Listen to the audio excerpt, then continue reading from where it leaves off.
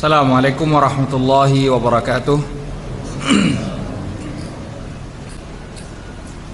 Innal hamdalillah nahmaduhu wa nasta'inuhu wa nastaghfiruh wa na'udzu billahi min shururi anfusina wa min sayyiati a'malina. Man yahdihillahu fala mudilla lahu wa man yudlil fala hadiya lahu. Ashhadu an la ilaha illallah wahdahu la syarika lahu wa ashhadu anna Muhammadan abduhu wa rasuluh. Allahumma salli ala Muhammad wa ala ali Muhammad kama sallaita ala Ibrahim wa ala ali Ibrahim innaka Hamidum Majid. Ya ayyuhalladzina amanu taqullaha haqqa tuqatih wa la tamutunna illa wa antum muslimun. Ya ayyuhan nasu taqu rabbakumul ladzi khalaqakum min nafsin wahidah wa khalaqa minha zawjaha wa batha minhuma rijalan katsiran wa nisaa wattaqullaha alladzi tasaaluna bihi wal arham innallaha kana 'alaikum raqiba. Ya ayyuhalladzina amanu taqullaha wa qulu qawlan sadida yuslih lakum a'malakum wa yaghfir lakum dhunubakum wa man yuti'illaha wa rasulahu faqad faza fawzan 'azima. Amma ba'd. Alhamdulillah, puji dan syukur senantiasa kita panjatkan kepada Allah Subhanahu wa taala atas segala limpahan nikmat dan karunia yang sampai saat ini masih kita rasakan.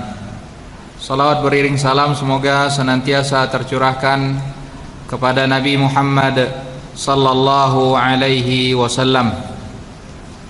Ikhwatal iman, a'azani Allah wa iyyakum. Allah Subhanahu wa taala yuhibbut tawwabina wa yuhibbul mutatahhirin. Allah mencintai orang-orang yang senantiasa bertaubat pada Allah dan mereka yang senantiasa mensucikan dirinya.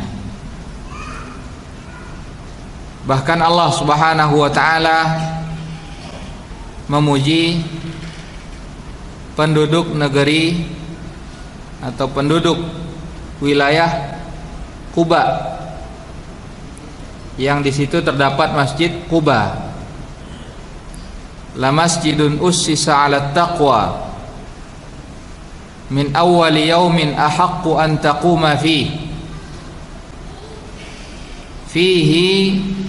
rijalun yuhibbuna an yatatahharu. Sungguh masjid yang dibangun dari awal pembangunannya dibangun atas dasar ketakwaan adalah merupakan masjid yang lebih berhak didirikan salat di dalamnya. Di mana di dalamnya kata Allah Subhanahu wa taala terdapat rijal, laki-laki yang mana mereka sangat gemar bersuci. Dan sebagaimana kita ketahui ikhwatul iman, a'azani Allah wa iyyakum, bahwa Allah Subhanahu wa taala mewajibkan kepada kita ibadah salat, yang mana salat adalah merupakan salah satu rukun dari rukun Islam. Bunyal Islamu ala khamsin, syahadati an la ilaha illallah wa anna Muhammadar Rasulullah wa iqamis salah. Salat rukun Islam yang kedua setelah syahadat la ilaha illallah Muhammadur Rasulullah. Dan Allah Subhanahu wa taala tidak menerima salat seorang hamba apabila dia berhadas kecuali atau sampai dia berwudu.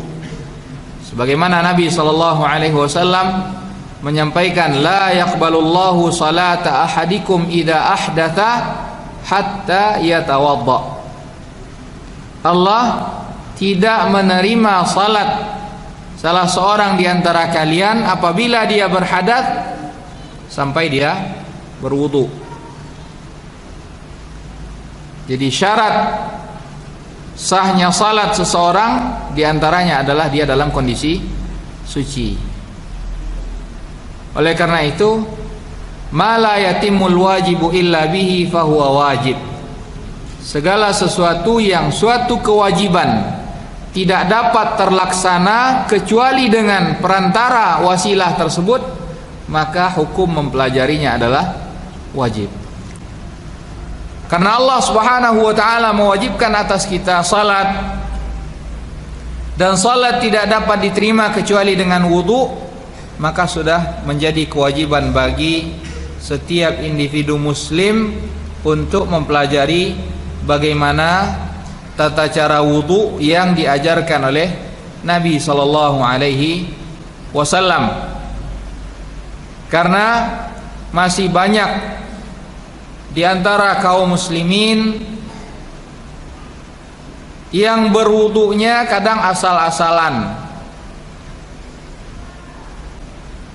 tidak mengerti hukum-hukum apa yang harus dia lakukan, hingga dia berwudu dengan tidak sempurna. Kadang-kadang masih ada anggota wudunya yang tidak terkena air, padahal itu merupakan suatu perbuatan dosa yang pelakunya terancam, di mana Nabi sallallahu alaihi wasallam menjelaskan wailun lil aqabi minan nar. Al-aqab artinya adalah tumit. Wail, neraka wail bagi tumit yang tidak terkena dengan air. Ini ada ancaman dari Nabi sallallahu alaihi wasallam. Berarti ini bukan perkara yang remeh. Maka sudah seharusnya bagi kita untuk memperhatikan bagaimana tata cara wudu yang diajarkan oleh Nabi sallallahu alaihi wasallam. Karena wudu itu sendiri memiliki banyak keutamaan. Banyak keutamaan dari wudu. Di antaranya Nabi sallallahu alaihi wasallam menjelaskan, "Dzalika annahu idza tatahhara fi baitihi thumma yanhadu ilal masjid la yanhaduhu illa as-salah." Ketika Nabi sallallahu alaihi wasallam menjelaskan keutamaan dari salat berjamaah, beliau mengatakan keutamaan tersebut didapatkan karena apa? Karena kata beliau, ketika seseorang berwudu di rumahnya, fayusbighul wudu, kemudian dia menyempurnakan wudunya, dan dia melangkahkan kakinya menuju masjid, tidak ada yang menggerakkan kakinya kecuali semata-mata untuk menjalankan salat. Maka kata beliau, tidak ada satu langkah yang dilalui melainkan setiap hitungan langkah tersebut akan dituliskan satu buah kebaikan dan akan dihapuskan satu buah kesalahan. Semakin banyak langkahnya, semakin banyak pula kebaikan yang akan dituliskan, dan begitu pula semakin banyak pula dosa-dosa yang akan digugurkan. Begitu pula orang yang senantiasa berwudu, ibaratnya Nabi sallallahu alaihi wasallam mengumpamakan orang yang di depan rumahnya terdapat sungai.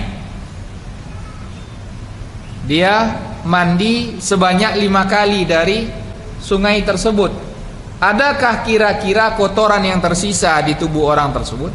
Tidak. Begitu pula orang, ibaratnya orang-orang yang senantiasa menjaga kesuciannya, senantiasa berwudu. Dan orang yang menjaga wudunya ini juga diantara salah satu tanda keimanan seseorang. La yuhafidhu 'alal wudu illa mu'min. Tidak ada yang menjaga wudunya kecuali orang-orang yang beriman. Insyaallah taala pada kesempatan kali ini kita akan membahas terkait dengan wudunya Nabi sallallahu alaihi wasallam. Insyaallah pembahasan kita akan kita bagi dua sesi. Sesi yang pertama insyaallah materi, kemudian setelah itu nanti kita akan berikan sesi yang kedua yaitu praktek. Wudu secara bahasa berasal dari kata al-wada'ah yang artinya adalah al-husnu wal jamal, keindahan, kebagusan, atau sesuatu yang bagus, sesuatu yang indah, sesuatu yang bersinar, berseri-seri. Dan Nabi sallallahu alaihi wasallam juga menyampaikan bahwa umat beliau akan dibangkitkan oleh Allah Subhanahu wa taala dalam kondisi apa? Ghurran muhajjalin min athari al-wudu. Akan dibangkitkan oleh Allah Subhanahu wa taala dengan muka yang bersinar-sinar, yang berseri-seri karena wudu mereka. Makanya kata seorang rawi hadis tersebut, sahabat yang meriwayatkan hadis tersebut, beliau mengatakan, "Faman istata'a an yutila ghurratahu falyaf'al." Siapa di antara kalian yang dapat memanjangkan cahaya yang keluar dari anggota tubuh wudunya, maka hendaknya dia lakukan.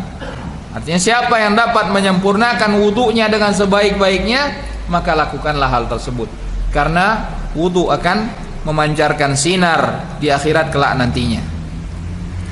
Adapun pengertian wudu secara istilah, secara syariat, isti'malul ma', pemakaian air. Jadi wudu sudah pasti memakai air. Kalau dengan debu itu adalah tayamum. Kalau wudu adalah dengan memakai air. Isti'malul ma' fil a'dha' al-arba'ah, memakai air untuk membersihkan 4 anggota yang telah disebutkan, yaitu wajah, kedua tangan, kepala, dan kedua kaki. Nanti kita akan rinci lagi. Ala sifatin makhsusah fi syar'i, dengan mempergunakan air di anggota tubuh yang 4 dengan tata cara yang telah diajarkan oleh syariat. Tata cara yang diajarkan oleh syariat ala wajhi ta'abbudi lillahi ta'ala, dalam rangka pelaksanaan ibadah kepada Allah Subhanahu wa taala. Jadi wudu itu adalah merupakan ibadah. Orang yang berwudu dia niatkan ibadah, maka akan bernilai ibadah di sisi Allah Subhanahu wa taala. Apalagi kalau setelah wudunya dia ikuti dengan salat 2 rakaat. Maka ini juga menjadi salah satu pintu dia masuk ke dalam surga. Di mana Nabi sallallahu alaihi wasallam suatu hari pernah bertanya kepada Bilal ketika beliau menyampaikan bahwa beliau mendengar langkah kaki Bilal telah lebih dahulu di surga. Sehingga Nabi bertanya, apa kiranya yang dilakukan oleh Bilal sehingga beliau mendapatkan keutamaan tersebut? Bilal menjawab, ma ahdatsu qad illa tawadda'tu 'indaha wa shallaitu rak'atain. Kata Bilal, tidaklah aku berhadat melainkan aku langsung berwudu, setelah itu salat 2 rakaat. Maka Nabi mengatakan itulah yang menjadikan engkau mendapatkan keutamaan tersebut. Jadi wudu, pemakaian air pada anggota tubuh yang 4 sesuai dengan tata cara yang diajarkan oleh syariat dalam rangka beribadah ketaatan kepada Allah Subhanahu wa taala. Wudu hukumnya wajib bagi orang yang berhadas, hadas kecil. Wajib hukumnya bagi orang yang berhadas apabila dia hendak melakukan salat fardu. Jadi wudu hukumnya bisa mustahab, bisa menjadi wajib, bisa sunnah, bisa wajib. Kapan hukumnya sunnah? Ketika dia berwudu semata-mata untuk menjaga kondisi dia dalam kondisi yang suci.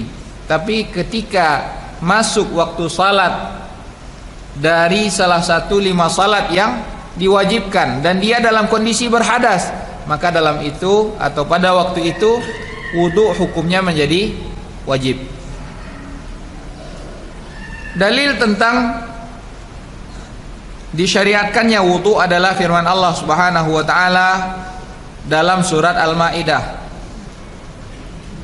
ayat 6. Ini juga yang di dalam ayat ini disebutkan 4 anggota tubuh tadi, di mana Allah Subhanahu wa taala berfirman, ya ayyuhalladzina amanu idza qumtum ila shalah, wahai orang-orang beriman, apabila kalian hendak melaksanakan salat, maka kata Allah, faghsilu wujuhakum, basuhlah muka kalian, wa aydiyakum ilal marafiq, dan basuh pula lah tangan kalian ilal marafiq, ilal mirfaq, siku, sampai ke siku, dari ujung jari sampai siku.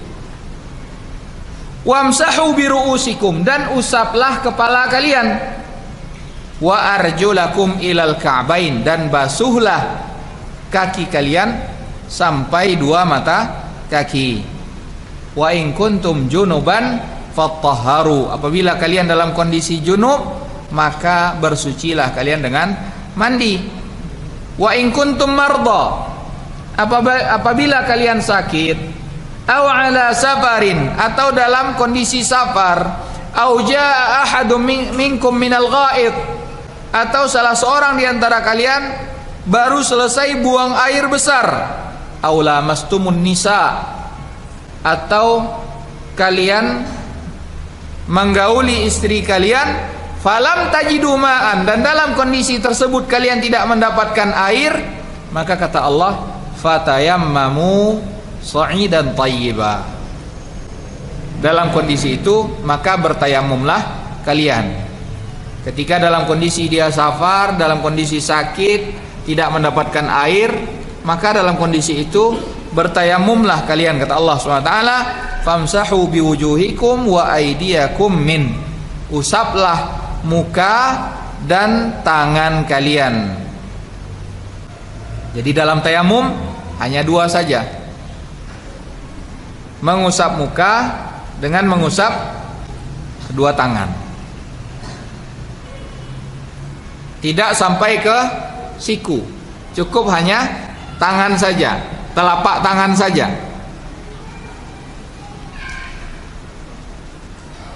Ini kata Allah SWT, ma yuridullahu liyaj'ala alaikum min haraj, Allah tidak ingin menyusahkan kalian, walakin yuridu liyutahhirakum, akan tetapi Allah ingin mensucikan kalian, wa liyutimma ni'matahu alaikum, dan Allah ingin menyempurnakan nikmatnya atas kalian, la'allakum tashkurun, mudah-mudahan kalian bersyukur pada Allah Subhanahu wa taala.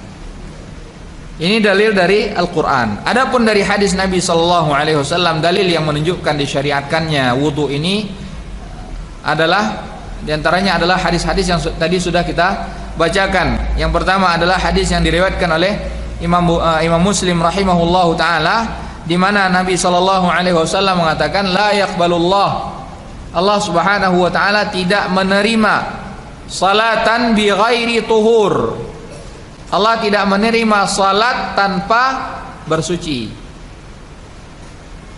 Wala sadaqatan min ghulul, begitu pula Allah SWT tidak menerima sedekah dari harta yang diperoleh dengan cara ghulul. Ghulul ini terkait dengan harta rampasan perang. Harta rampasan perang itu baru boleh dinikmati ketika sudah dibagikan oleh pemimpin. Sebelum dibagikan, kalau ada yang mengambil, maka itu tidak halal baginya, itu disebut dengan ghulul. Jadi Allah tidak menerima salat tanpa bersuci dan tidak menerima sedekah dari harta yang yang diperoleh dengan cara yang tidak baik, tidak halal. Dan begitu pula sabda Nabi SAW juga dalam riwayat Muslim, la yaqbalullahu salata man ahdatha hatta yatawadda. Allah tidak menerima salat siapa saja yang berhadas sampai dia berwudu. Terkait dengan syarat sahnya wudu. Syarat sahnya wudu yang pertama adalah muslim, berakal, mumayyiz. Ini yang pertama. Syarat sah yang pertama adalah muslim, berakal, mumayyiz. Yang kedua adalah niat. Ini yang membedakan satu ibadah dengan ibadah yang lainnya. Seseorang yang berwudu untuk salat fardu atau berwudu semata-mata hanya untuk menjaga kesuciannya, ini dibedakan dengan niat. Dan Nabi SAW dalam hadis yang muttafaq alaih mengatakan innamal a'malu binniyat. Setiap amal ibadah itu dilihat daripada niatnya. Jadi setiap kali kita berwudu hendaknya kita senantiasa mengawalinya dengan niat. Syarat yang ketiga adalah berwudu haruslah dengan menggunakan al-ma'ut tahur, air yang suci dan dia mensucikan. Air ini boleh dipakai untuk berwudu karena dia al-ma'ut tahur, air yang suci dan mensucikan itu adalah air yang masih dalam kondisi awal penciptaannya, belum berubah warnanya, rasanya dan baunya. Kalau sudah berubah warnanya atau ada rasanya, maka dia tahir tapi ghairu mutahhir. Dia suci namun tidak dapat mensucikan. Jadi kalau baju antum terkena air teh, air kopi, silahkan dipakai untuk salat, tidak najis. Terkena tumpahan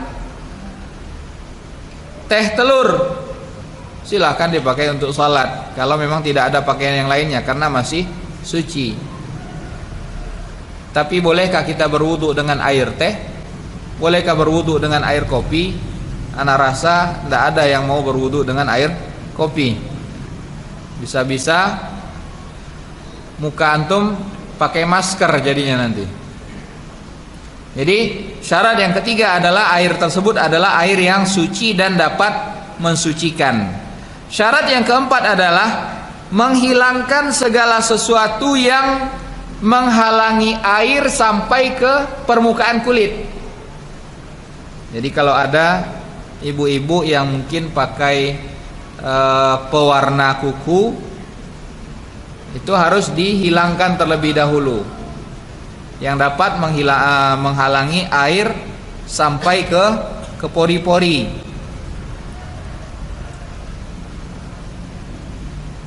Yang kelima,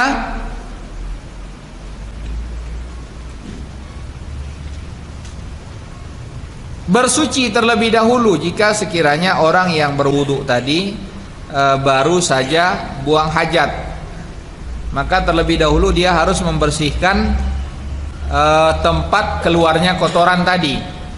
Dia bersihkan dahulu, baru setelah itu dia berwudu. Yang keenam adalah al-muwalah. Al-muwalah ini artinya apa? Dilakukan secara langsung, jangan menunggu anggota tubuh yang sebelumnya kering dahulu, baru setelah itu dia lanjutkan lagi. Contoh misalkan ada orang yang dia di rumahnya berwudu, setelah dia basuh mukanya, dia basuh tangannya, dia mendengar dari masjid sudah dikumandangkan iqamah, sehingga karena ingin mendapatkan saf terdepan di masjid, dia tunda wudunya. Artinya tadi sudah dibasuh muka dan tangannya, giliran kepala dan kakinya dia basuh di masjid. Ini tidak boleh, harus ada mualah. Membasuh anggota tubuh itu harus harus langsung setelah anggota tubuh sebelumnya. Ini syarat yang keenam. Syarat yang ketujuh adalah at-tartib, sesuai dengan urutan. Kalau urutannya kepala dahulu, baru setelah itu tangan, baru setelah itu kepala, baru setelah itu yang pertama muka terlebih dahulu, tangan, kemudian kepala, baru kaki. Tidak boleh dibalik. Ustaz, tadi saya dalam perjalanan melewati sawah, jadi karena yang banyak lumpurnya, kaki saya yang kotor duluan Ustaz. Jadi saya ketika berwudu, saya dahulukan basuh kaki dulu, baru setelah itu ke atas. Tidak boleh. Sesuai dengan urutan yang telah disebutkan oleh Allah Subhanahu wa taala. Faghsilu wujuhakum wa aydiyakum wamsahu biru'usikum wa arjulakum ilal ka'bain. Dan yang terakhir, syaratnya adalah membasuh semua anggota tubuh yang wajib untuk dibasuh. Ada berapa anggota tubuh yang wajib dibasuh tadi? Ada 3 yang dibasuh. Dibasuh ada 3: muka, tangan, dan kaki. Kalau kepala itu tidak dibasuh, tapi diusap. Jadi anggota tubuh yang wajib untuk dibasuh itu wajib untuk dibasuh.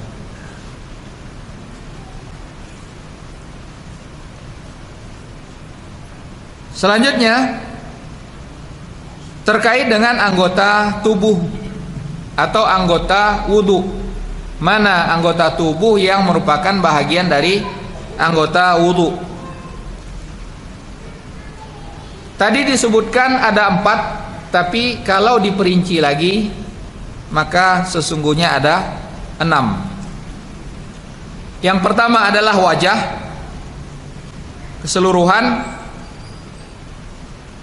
di mana wajah itu batasannya adalah min manabiti sya'ri, dari tempat tumbuhnya, batas tumbuhnya rambut, dari atas ke bawah sampai ke dagu, yang ada jenggotnya sampai ke dagu. Adapun batasan dari samping adalah dari tulang rawan yang ada di samping telinga ini sampai ke tulang rawan di telinga kiri. Ini adalah batasan wajah. Maka dari sini mulut adalah merupakan bahagian dari wajah. Begitu pula hidung merupakan bahagian dari wajah.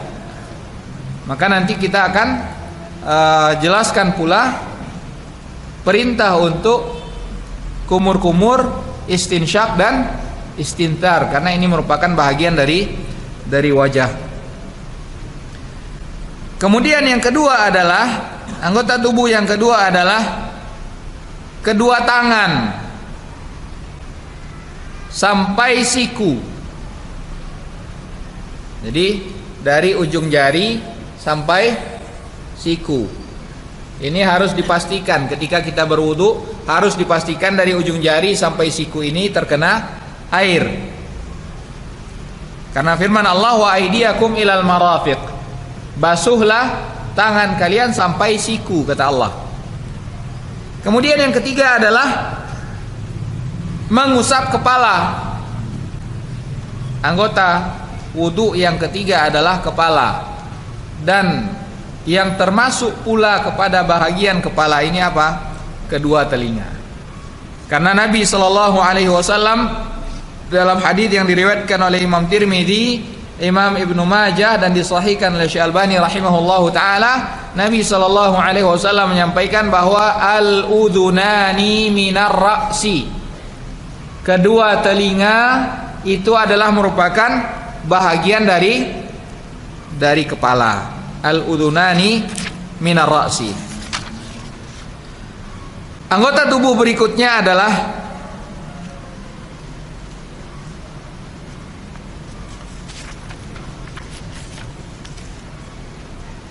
kedua kaki, membasuh kedua kaki. Berdasarkan firman Allah Subhanahu wa taala, wa arjulakum ilal ka'bain. Basuhlah kaki kalian sampai kedua mata kaki. Kewajiban wudu yang kelima adalah tertib, itu berurutan, dan yang keenam adalah al-muwalah. Al-muwalah tadi artinya membasuh satu anggota tubuh dan langsung setelah itu diikuti dengan anggota tubuh berikutnya. Jadi ini 6 hal yang terkait dengan kewajiban wudu, furudul wudu, kewajiban-kewajiban di dalam wudu. Masalah berikutnya adalah sunnah-sunnah wudu. Apa saja yang disunnahkan ketika kita berwudu? Yang pertama adalah at-tasmiyah, membaca basmalah. Sebelum kita berwudu, terlebih dahulu kita membaca basmalah. Karena Nabi SAW dalam hadis yang diriwayatkan oleh Imam Ahmad, Abu Daud, Nabi SAW menyampaikan bahwa la wudu'a liman lam yadhkur ismallah alaih. Tidak ada wudu bagi siapa yang tidak menyebut nama Allah Subhanahu wa taala atasnya. Namun hadis ini dibawakan kepada kondisi istihbab. Hukumnya menunjukkan istihbab atau sunnah. Kenapa? Karena di dalam hadis-hadis yang meriwayatkan tentang sifat wudunya Nabi Shallallahu Alaihi Wasallam, para sahabat di situ tidak disebutkan bahwa mereka mengawali dengan basmalah. Jadi ini adalah merupakan satu buah sharif yang memalingkan suatu hukum dari kewajiban menjadi sunnah. Karena al aslu fil amri lil wujub. Hukum asal dari suatu perintah memang menunjukkan kewajiban, kecuali apabila ada dalil yang memalingkan dari kewajiban tersebut. Dan hadis yang paling menyeluruh, mencakup terhadap sifat wudunya Nabi Shallallahu Alaihi Wasallam adalah hadis Utsman bin Affan radhiyallahu an, dari maula beliau, yaitu Humran maula Utsman bin Affan radhiyallahu an. Hadis-hadis terkait dengan wudunya Nabi sallallahu alaihi wasallam sampai kepada tingkatan mutawatir. Karena banyak riwayat yang menyebutkan wudunya Nabi sallallahu alaihi wasallam, dan banyak pula sahabat yang meriwayatkan hadis terkait dengan wudunya Nabi sallallahu alaihi wasallam, baik gambaran secara menyeluruh dari awal sampai akhir atau penggalan-penggalan dari wudu Nabi sallallahu alaihi wasallam. Jadi yang pertama, sunnah wudu adalah membaca bismillah. Yang kedua, sunnah wudu berikutnya adalah bersiwak. Karena siwak ini diantara keutamaannya, Nabi sallallahu alaihi wasallam menjelaskan bahwa as-siwak matharatun lil fami wa mardatun lirabbi. Siwak itu mendatangkan kebersihan bagi mulut, kesucian bagi mulut, dan juga dapat mendatangkan keridhaan Allah Subhanahu wa taala. Dan ini juga sangat disukai oleh Nabi sallallahu alaihi wasallam. Nabi ketika beliau hendak masuk ke dalam rumah, beliau bersiwak agar ketika beliau menemui anggota keluarganya, menemui dalam kondisi yang baik, tidak mengeluarkan aroma yang tidak baik. Begitu pula ketika beliau bangun di tengah malam, yang pertama kali beliau lakukan adalah yashusufahu bisiwak. Beliau menggosok-gosok mulut beliau dengan siwak. Jadi sunnah yang kedua yaitu bersiwak. Dan Nabi SAW mengatakan dalam hadis yang diriwayatkan oleh Imam Bukhari rahimahullahu taala, bahwa laula an asyqa ala ummati la amartuhum bisiwaki 'inda kulli wudu. Jika sekiranya tidak memberatkan atas umatku, niscaya aku akan perintahkan mereka untuk bersiwak setiap kali hendak wudu. Sunnah yang ketiga adalah membasuh kedua telapak tangan sebanyak 3 kali di awal wudu. Jadi sebelum membasuh anggota tubuh sebelum memulai wudunya, disunnahkan terlebih dahulu membasuh kedua telapak tangan sebanyak 3 kali. Apalagi jika sekiranya orang tersebut baru bangun tidur. Jangan langsung dia memasukkan tangannya ke dalam bejana tempat air, karena dikhawatirkan di tangannya terdapat najis, karena dia tidak tahu malamnya tangannya di mana, apa yang dia pegang. Dan Nabi SAW menjelaskan, idza staiqadha ahadukum min naumi fala yaghmis yadahu fil ina fa innahu la yadri aina batat yaduhu. Apabila seorang di antara kalian bangun dari tidurnya, maka janganlah dia langsung memasukkan tangannya ke dalam bejana tempat air, karena dia tidak tahu tadi malam ketika dia tidur tangannya itu berada di mana, apakah berada di tempat yang suci atau berada di tempat yang najis. Maka sunnahnya sebelum seorang berwudu, dia memulai wudunya dengan membasuh telapak tangannya sebanyak 3 kali. Yang keempat, sunnah yang keempat adalah bersungguh-sungguh di dalam kumur-kumur dan istinsyak. Dalam pelaksanaan wudu kita mendengar istilah istinsyak dan ada istintar. Istinsyak itu adalah menghirup air ke dalam hidung. Menghirup. Jadi bukan hanya sekedar diguyurkan saja, tidak, tapi disunnahkan adalah istinsyak, menghirup air ke dalam hidung. Nanti akan kita contohkan. Dan istintar ini adalah menghembuskan kembali air yang tadi sudah dihirup, dihembuskan lagi, dikeluarkan lagi. Nah, Nabi SAW memerintahkan kita untuk bersungguh-sungguh di dalam kumur-kumur, di dalam istinsyak, kecuali dalam kondisi berpuasa. Karena beliau mengatakan wabaligh fil istinsyaqi illa an takuna shaiman. Bersungguh-sungguhlah engkau dalam istinsyak kecuali dalam kondisi berpuasa. Hanya cukup sekedarnya saja. Karena kalau bersungguh-sungguh bisa jadi nanti airnya terhirup masuk ke dalam kerongkongan, masuk ke dalam perut. Yang kelima, sunnah yang kelima adalah menggosok-gosok anggota tubuh tadi, digosok dan di sela-sela antara jari, dan begitu pula menyela-nyela jenggot yang lebat. Ini juga sunnah, menyela-nyela jari dan menyela-nyela jenggot yang lebat. Karena hal tersebut dilakukan oleh Nabi SAW sebagaimana di dalam hadis yang diriwayatkan oleh Ibnu Hibban, dan begitu pula Imam Al-Baihaqi rahimahullahu taala. Nabi SAW diceritakan, kana idza tawaddaa yudalliku dhira'aihi. Nabi SAW apabila beliau berwudu, beliau menggosok-gosok kedua siku beliau. Begitu pula dalam hadis lainnya, kana yudkhilul ma'a tahta hankihi wa yukhallilu bihi lihyatah. Nabi SAW memasukkan air ke bawah dagunya dan beliau menyela-nyela jenggot beliau.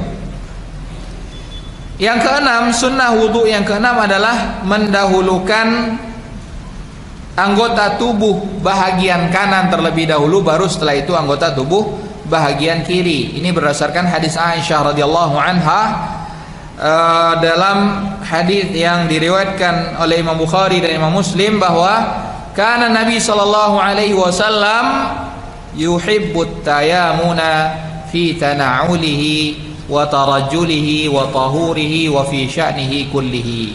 Nabi sallallahu alaihi wasallam sangat menyukai at-tayamun, yaitu mendahulukan anggota tubuh bahagian kanan.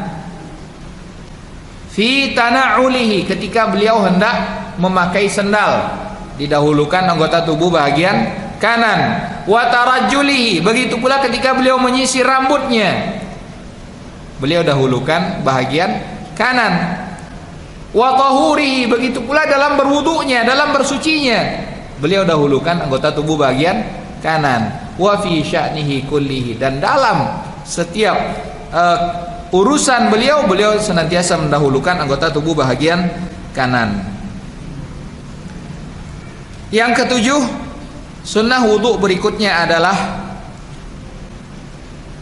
membasuh sebanyak 3 kali, membasuh muka, kemudian kedua tangan dan kedua kaki sebanyak 3 kali. Ini hukumnya sunnah.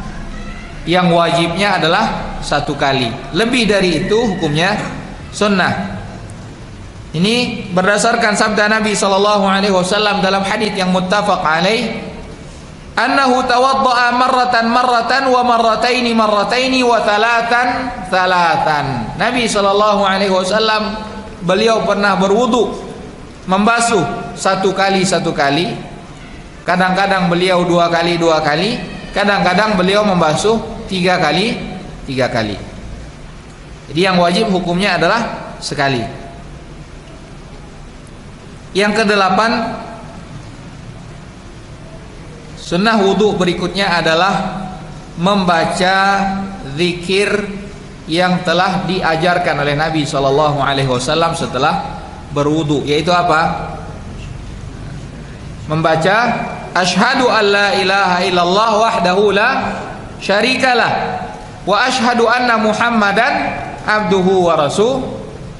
Kata Nabi SAW, siapa saja yang berwudu, tidak seorang pun di antara kalian berwudu kemudian dia menyempurnakan wudunya lalu membaca bacaan tadi, zikir tadi, maka ganjarannya akan dia dapatkan apa? Illa futihat lahu abwabul jannati tsamaniyah, dibukakan baginya ke-8 pintu surga. Yadkhulu min ayyiha syaa, dia diperbolehkan masuk ke dalam surga dari pintu mana saja yang dia kehendaki. Ini menunjukkan bahwa membaca zikir ini termasuk di antara jalan yang menghantarkan seorang ke dalam surga Allah Subhanahu wa taala. Nah, ikhwatal iman, azani Allah wa iyyakum.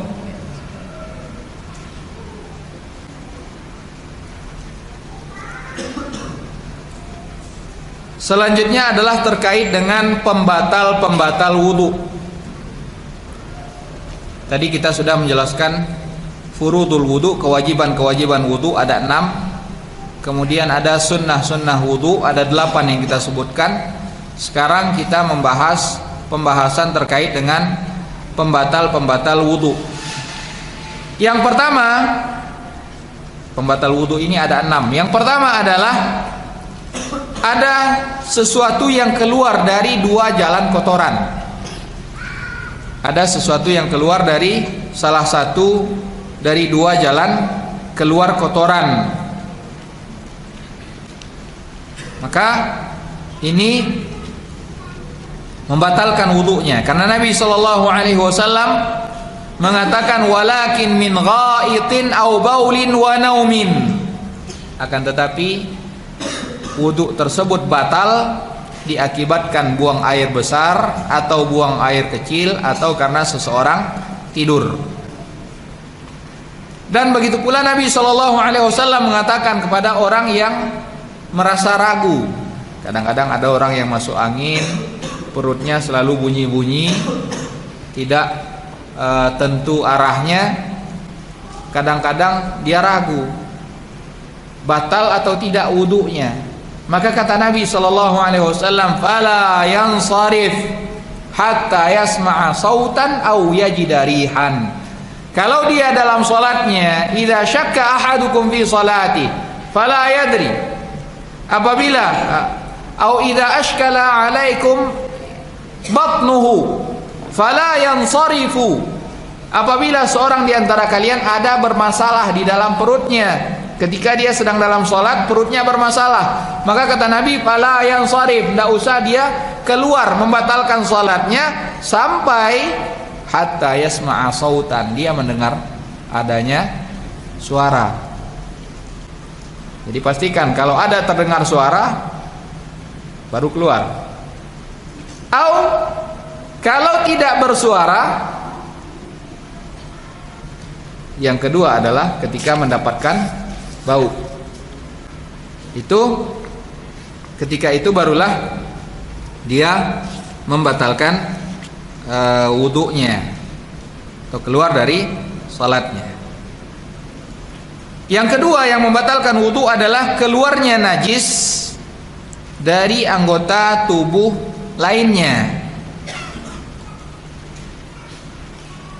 seperti keluarnya darah, dan darah di sini bukan darah yang sedikit. Seperti misalkan orang ada yang gatal salah satu anggota tubuhnya, kemudian tanpa sengaja keluar darah, tapi darahnya itu sedikit, keluar lantas langsung mengering. Ini tidak. Tapi darah yang membatalkan di sini adalah daman masfuha, daman yang darah yang banyak, yang mengalir. Atau orang yang muntah, ini juga membatalkan wudunya.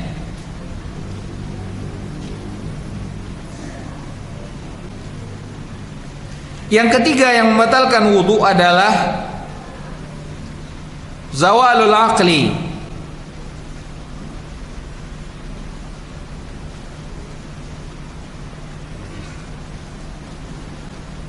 yaitu hilangnya akal.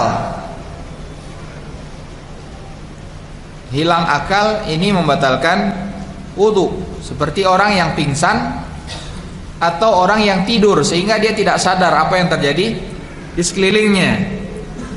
Maka ini membatalkan wudunya berdasarkan hadis Nabi SAW yang tadi kita bacakan, walakin min ghaitin au baulin au naumin. Wudu itu batal diakibatkan buang air besar atau buang air kecil atau seseorang tidur. Dan Nabi SAW mengatakan dalam hadis yang diriwayatkan oleh Abu Daud, Ibnu Majah dan dihasankan oleh Syekh Albani rahimahullahu taala, bahwa al-ainu wika'ussah. Al-ainu wika'ussah. Sesungguhnya mata, kata Nabi SAW, adalah tali yang mengikat asah, itu ad-dubur. Mata itu adalah tali yang mengikat dubur. Jadi ketika mata itu terbuka, terang benderang, seseorang tidak mengantuk, maka itu dapat menahan sesuatu yang keluar dari duburnya. Tapi ketika mata itu terpejam, tertutup, maka terbukalah ikatan tadi. Jadi kata Nabi, al-ainu wika'ussah, faman nama falyatawadda. Maka siapa yang tidur, kata Nabi, maka hendaknya dia berwudu.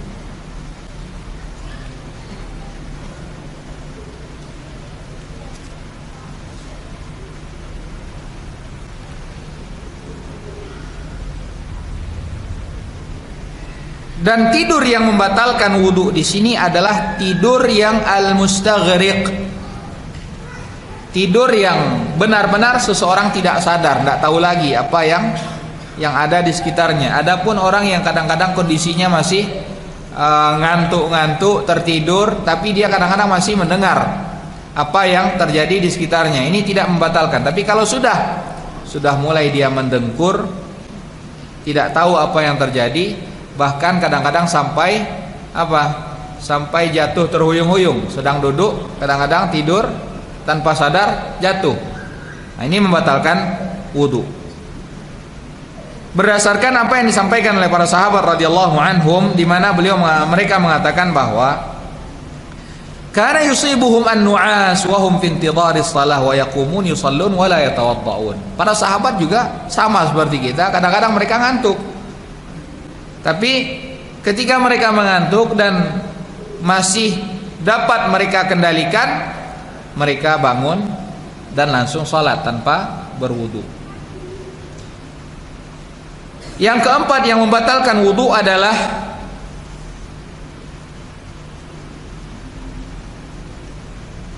memegang kemaluan tanpa adanya pembatas secara langsung. Berdasarkan hadis Busrah bintu Safwan radhiyallahu anha, dalam hadis yang diriwayatkan oleh Imam Abu Dawud, Imam An-Nasa'i dan Imam Tirmidzi rahimahullahu taala, di mana Nabi sallallahu alaihi wasallam mengatakan, "Man massa dzakarahu falyatawadda." Siapa yang memegang kemaluannya, maka hendaknya dia berwudu, kata Nabi.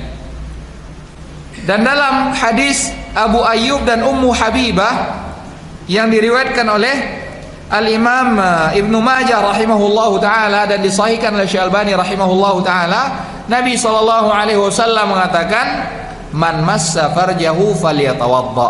Siapa yang memegang kemaluannya, maka hendaknya dia berwudu. Yang kelima yang membatalkan wudu adalah makan daging unta.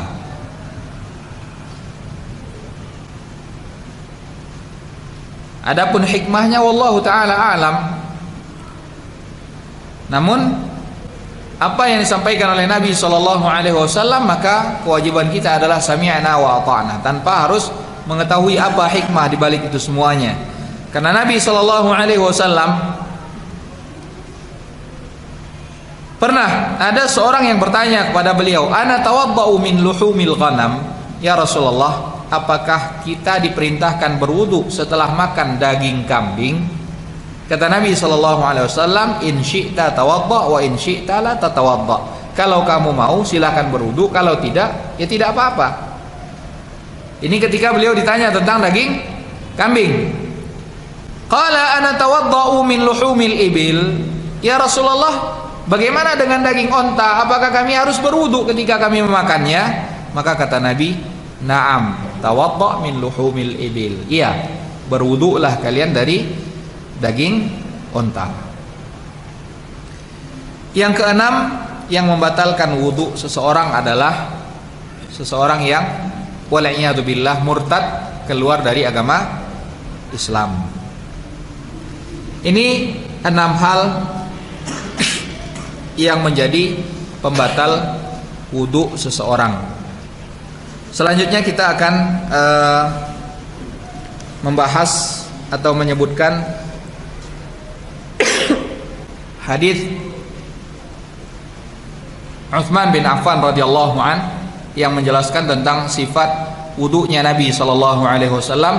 Setelah ini mungkin bisa dipersiapkan, kita akan melakukan praktek wudu Nabi sallallahu alaihi wasallam.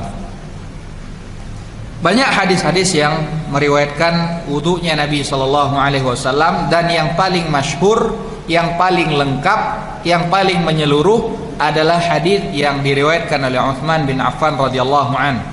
Hadis Humran, bekas budaknya Utsman bin Affan radhiyallahu an. Hadis ini adalah hadis yang muttafaqun alaih, diriwayatkan oleh Imam Bukhari dan Imam Muslim rahimahullahu taala, di mana beliau mengatakan, Humran mengatakan, annahu ra'a Utsman da'a biwudu'in.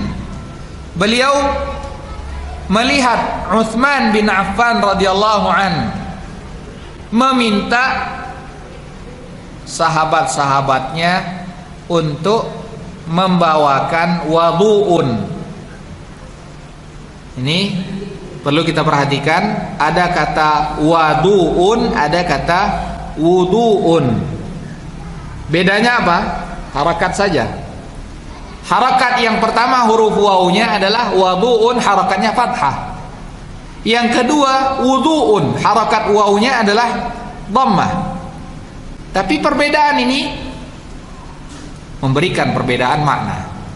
Di mana wudu'un dengan fathah artinya adalah al-ma'ul ladzi yutawadda'u bihi atau ma yutawadda'u bihi, media atau air yang dipergunakan untuk berwudu. Adapun wudu'un itu adalah perbuatannya. Seseorang membasuh muka, tangan, kemudian mengusap kepalanya dan membasuh kedua kakinya, itu disebut dengan wudu. Adapun air yang dipakai untuk berwudu itu disebut dengan wadu'un. Nah, kata Humran, Utsman bin Affan suatu ketika pernah meminta untuk dibawakan air untuk berwudu. Lantas apa yang beliau lakukan? Fa afragha ala yadayhi min ina'ihi. Utsman bin Affan radhiyallahu anhu menuangkan dari tempat air tadi, beliau tuangkan sedikit air untuk membasuh kedua telapak tangannya. Faghasalahuma thalathan. Beliau tuangkan air, setelah itu beliau basuh kedua telapak tangannya sebanyak berapa? 3 kali. Faghasalahuma thalathan. Thumma, lihat. Tadi ketika hendak membasuh tangannya, beliau masukkan ke dalam bejana atau beliau justru menuangkan? Dituangkan. Kemudian kata Humran, "Tsumma adkhala yaminahu fil wudu." Setelah beliau membasuh sebanyak 3 kali, setelah itu adkhala yaminahu, beliau masukkan tangan kanannya. Kemana? Ke dalam air yang dipakai untuk berwudu. Yang pertama kali tadi, ketika membasuh pertama kali, beliau tidak masukkan langsung, tapi beliau tuangkan terlebih dahulu. Beliau basuh sebanyak 3 kali. Setelah bersih, baru setelah itu beliau masukkan tangan kanannya ke dalam tempat air wudu tadi. Kemudian apa yang beliau lakukan? Tsumma tamatmada wastansyaqa wastantara. Kemudian beliau kumur-kumur, istinsyak dan istintar. Kumur-kumur terlebih dahulu, setelah itu istinsyak. Istinsyak ini dengan menghirup air ke dalam hidung. Mungkin ember bisa disiapkan, ember dan air, nanti kita akan praktekkan sebentar lagi. Tsumma istantara. Setelah menghirup airnya ke dalam hidung, setelah itu beliau hembuskan lagi untuk mengeluarkan air yang tadi sudah masuk ke dalam hidung. Setelah dihirup, dihembuskan lagi. Ini yang disebut dengan istintar. Tsumma ghassala wajhahu thalathan. Kemudian beliau membasuh mukanya sebanyak 3 kali. Wa yadayhi ilal mirfaqaini thalathan. Dan begitu pula setelah itu beliau membasuh kedua tangannya sampai ke siku sebanyak 3 kali. Tsumma masaha bi ra'sihi. Kemudian beliau mengusap kepalanya hanya sekali. Tsumma ghassala kilta rijlaihi thalathan. Kemudian beliau membasuh kedua kakinya sebanyak 3 kali. Tsumma qala. Kemudian beliau berkata, ra'aitun nabiyya sallallahu alaihi wasallam tawadda'a nahwa wudu'i hadza. Aku melihat Nabi sallallahu alaihi wasallam berwudu seperti wuduku ini, kata beliau. Bagaimana gambaran wudu yang beliau lakukan tadi? Pertama, beliau tuangkan air terlebih dahulu, basuh kedua telapak tangannya sebanyak 3 kali. Setelah itu beliau masukkan tangan kanannya ke dalam tempat wadah air, dan beliau mengambil air dengan tangan kanannya. Setelah itu beliau kumur-kumur, beliau istinsyak, beliau istintar, dan setelah itu beliau membasuh mukanya sebanyak 3 kali, dan setelah itu membasuh tangan sampai ke siku sebanyak 3 kali. Setelah itu beliau mengusap kepalanya.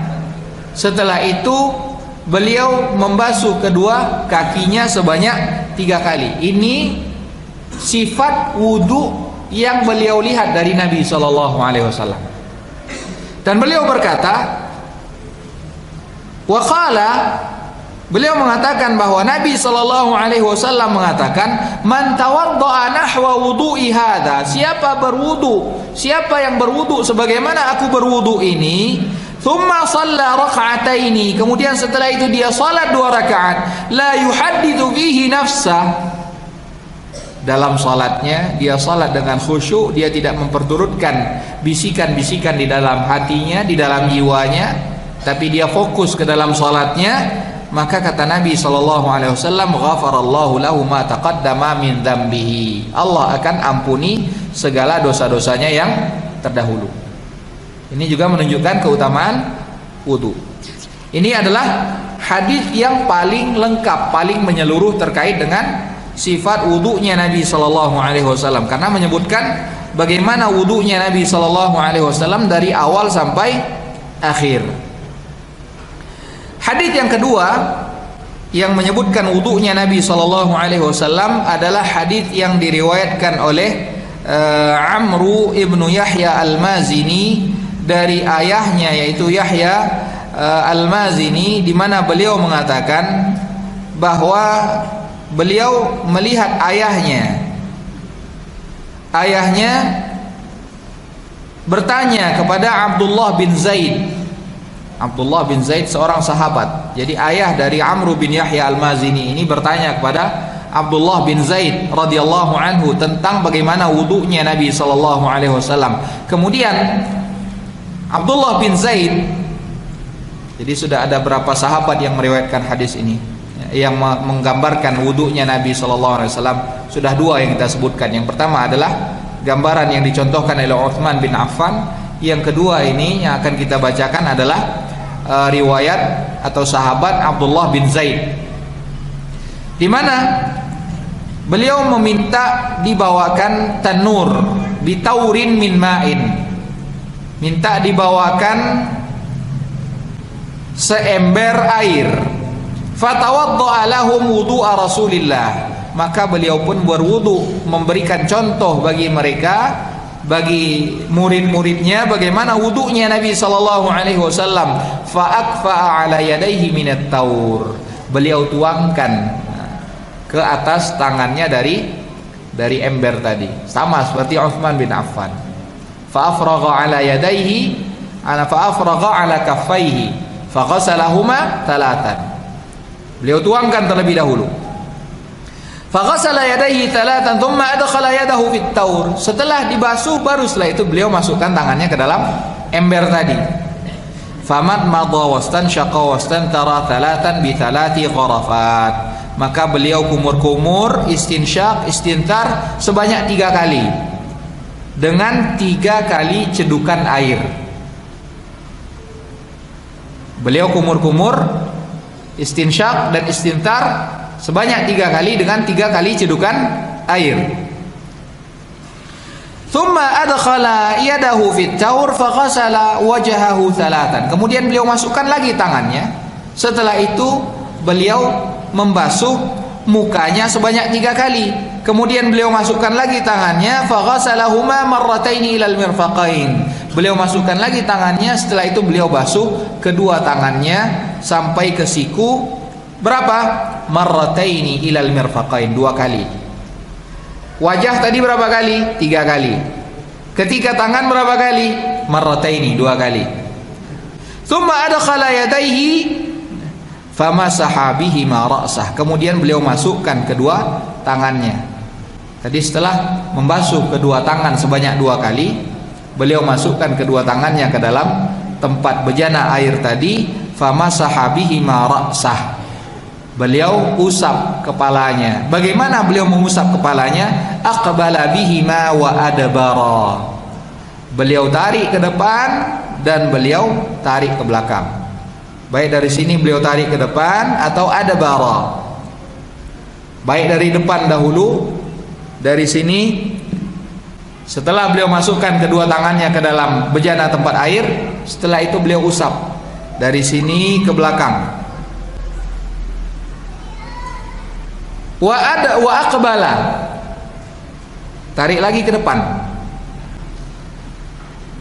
Fa aqbala bihima wa adbara marratan wahidatan, sebanyak 1 kali. Thumma ghasala rijlaihi ilal ka'bain, kemudian beliau membasuh kedua kakinya sampai ke mata kaki.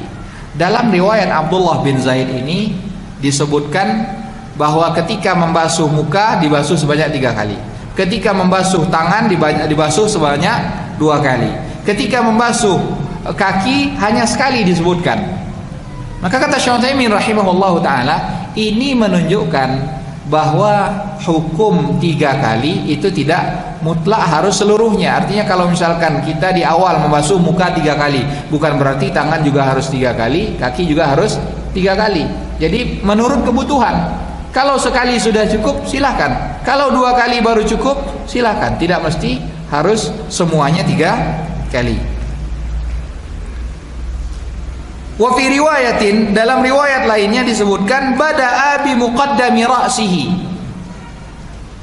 Beliau mulai mengusap tadi dari mana? Bi muqaddami ra'sihi, dari bahagian depan. Hatta dhahaba bihima ila qafah. Jadi dari sini, dari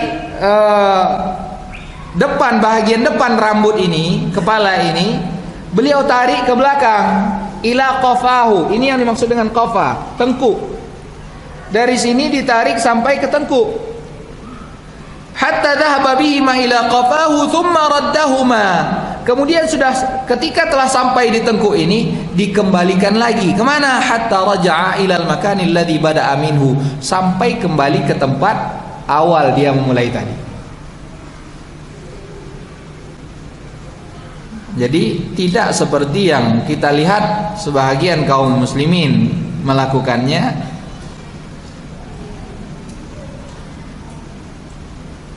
Ini wudunya Nabi sallallahu alaihi wasallam.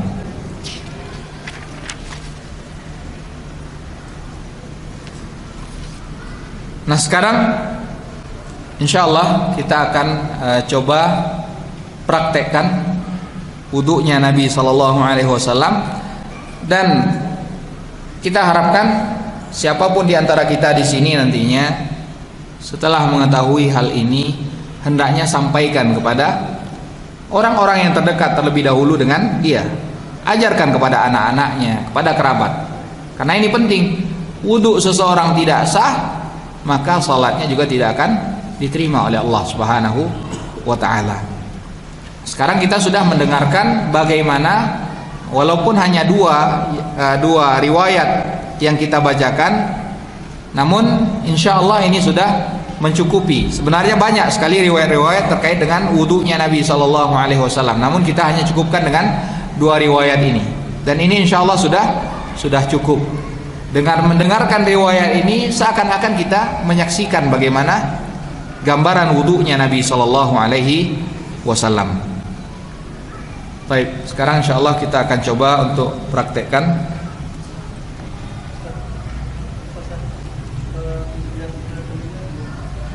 Ya, nanti sekalian.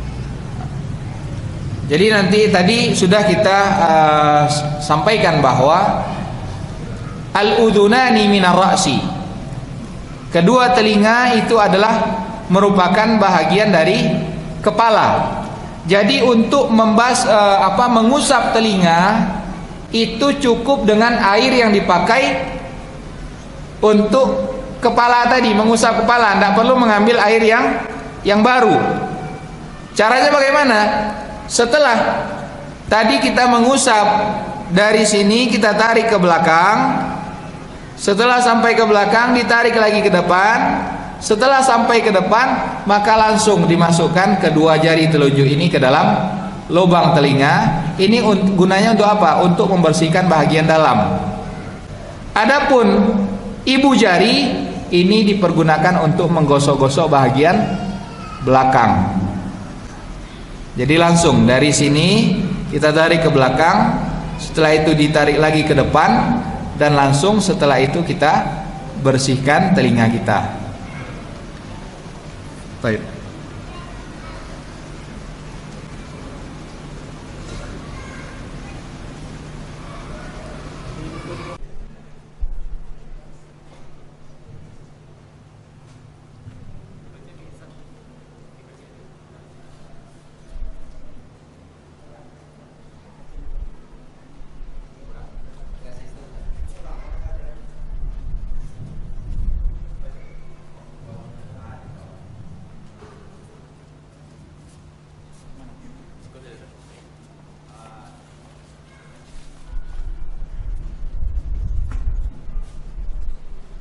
Baik Ibu sekalian, sekarang insya Allah kita akan praktekkan bagaimana wudunya Nabi Shallallahu Alaihi Wasallam. Juga di antara hal yang tadi mungkin belum kita sampaikan, sunnahnya dalam berwudu itu adalah al-iqtisad, yaitu apa? Hemat di dalam memakai air. Satu hal yang kita lihat, kebanyakan di antara kaum muslimin ketika sudah berwudu keran dibuka sehabis-habisnya. Padahal kadang-kadang dia masih menyingsingkan bajunya, tapi keran sudah dibuka dulu, air tidak terpakai, terbuang dengan sia-sia. Ini sesuatu yang tidak sesuai dengan apa yang dicontohkan oleh Nabi Shallallahu Alaihi Wasallam. Beliau Nabi Shallallahu Alaihi Wasallam itu berwudu cukup dengan satu mud saja. Satu mud kalau kita takarkan mungkin sekitar aqua gelas. Itu beliau berwudu cukup untuk membasuh seluruh anggota tubuhnya. Dan untuk mandi kadang-kadang beliau hanya dengan 5 mud saja. Dan itu cukup. Dan ini yang harus kita teladani. Yang harus kita hilangkan adalah apa? Was-was. Kadang-kadang kita selalu diuji dengan perasaan was-was karena syaitan itu selalu berusaha untuk meniupkan atau membisikkan keraguan-keraguan kepada kita, sehingga kadang-kadang kalau kita melihat ada orang yang untuk berwudu saja sampai 15 menit menghabiskan waktu. Imam sudah selesai, dia belum selesai berwudu. Ini was-was. Ini harus kita hilangkan, jangan diperturutkan. Kalau kita sudah yakin, maka hilangkan was-was tersebut. Jadi hemat di dalam menggunakan air adalah salah satu teladannya Nabi Shallallahu Alaihi Wasallam. Tadi seperti yang sudah kita sebutkan, bahwa yang disunahkan pertama kali adalah kita membaca apa? Basmalah. Jadi sebelum berwudu kita membaca basmalah. Setelah itu apa? Kita membasuh kedua telapak tangan sebanyak 3 kali. Ini 3 kali sunnah hukumnya. Jadi sekarang kita, tadi yang dimaksudkan afragha ala yadayhi, beliau tuangkan, itu artinya beliau tidak memasukkan tangannya langsung, tapi diambil dengan gayung ataupun yang lainnya. Beliau tuangkan ke dua tangannya. Beliau basuh sebanyak 3 kali. Ketika basuh itu juga disunahkan untuk menggosok-gosoknya. Beliau basuh kedua telapak tangan ini sebanyak 3 kali. Nah, setelah membasuh kedua telapak tangan, tadi disebutkan di dalam riwayat tadi bahwa Utsman bin Affan, begitu pula Abdullah bin Zaid, beliau memasukkan tangannya ke dalam bejana. Ini bukan berarti kalau misalkan ada gayung kita juga langsung masukkan tangan ke dalam bejana. Boleh kita masukkan tangan, tapi bukan berarti harus seperti itu, tidak. Itu mengandung pelajaran bahwa air yang bekas kita pakai itu suci dan masih mensucikan. Karena ada sebagian orang yang beranggapan air yang sudah dipakai itu tidak boleh lagi. Jangan sampai, kadang-kadang ada sebagian orang yang beranggapan jangan sampai air yang kita berwudu itu kecipratan masuk ke dalam tempat kolam, tempat bejana air tadi. Ini salah. Justru air yang sudah kita pakai berwudu, kalau sekiranya masih tertampung, itu boleh dipergunakan oleh orang lain. Dalilnya apa? Para sahabat radhiyallahu anhum kanu yaqtadiluna ala wudu'in Nabi sallallahu alaihi wasallam. Para sahabat mereka berebutan untuk memperebutkan air bekas wudunya Nabi, kemudian beliau berwudu dengan air tersebut. Jadi kalau misalkan air memang tidak ada, sangat sedikit, dan seorang berupaya untuk sehemat mungkin memakai airnya, dia tampung lagi, kemudian dipakai oleh orang lain, maka itu boleh. Dan air yang kita menetes dari anggota tubuh kita masuk ke dalam tempat wudu itu tidak menjadikan air tersebut menjadi najis. Jadi boleh kita mengambil dengan tangan atau mengambil dengan gayung. Tadi kata Uthman, kata Umran Maula Uthman bin Affan radhiyallahu anhu. Uthman bin Affan setelah beliau membasuh kedua tangannya sebanyak 3 kali, beliau masukkan tangan kanannya ke dalam tempat bejana. Jadi diambil sedikit seperti ini. Apa yang beliau lakukan dengan air yang sedikit tadi? Kita contohkan lagi. Ini beliau kumur-kumur.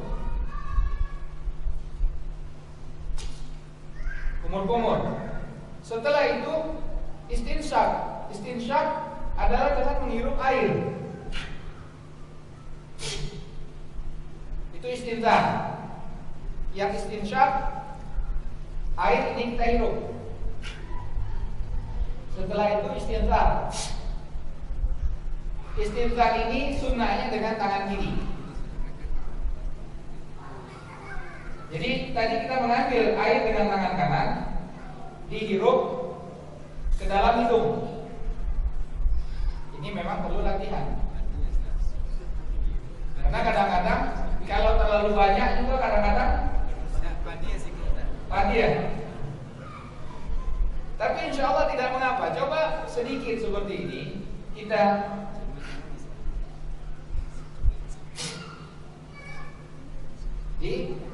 dihembuskan lagi. Insya Allah itu pasti ada hikmah. Baik yang sudah terbukti atau yang belum terbukti, yang jelas di setiap tuntunan Nabi pasti ada hikmah. Nah, setelah kumur-kumur, istinsyak dan istintar sebanyak 3 kali. Setelah itu apa yang beliau lakukan? Beliau membasuh muka. Membasuh muka sebanyak 3 kali.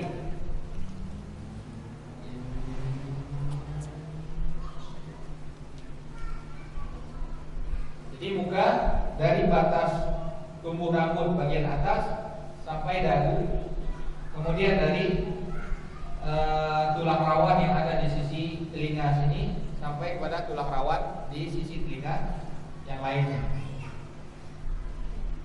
Intinya di sini adalah anggota tubuh itu terkena air, bukan seberapa banyak yang air diguyurkan ke tubuh kita. Walaupun kita mengambil sedikit, kemudian air ini kita usapkan, kita gosok-gosokkan ke seluruhnya, itu sudah cukup. Tapi kadang-kadang ada orang terlalu gue kalau sedorong nanti disiramkan ke badannya, belum mandi katanya. Ini satu anggapan yang salah. Bahkan ketika ada yang mengadukan, ini tidak cukup bagi saya air mandi dengan segitu, sehingga akhirnya para sahabat mengatakan, tahu tidak engkau, sesungguhnya air yang sedikit itu cukup dipergunakan oleh makhluk yang paling mulia yang di tubuh beliau itu ditumbuhi rambut yang sangat lebat, lebih daripada engkau. Nabi banyak takutnya.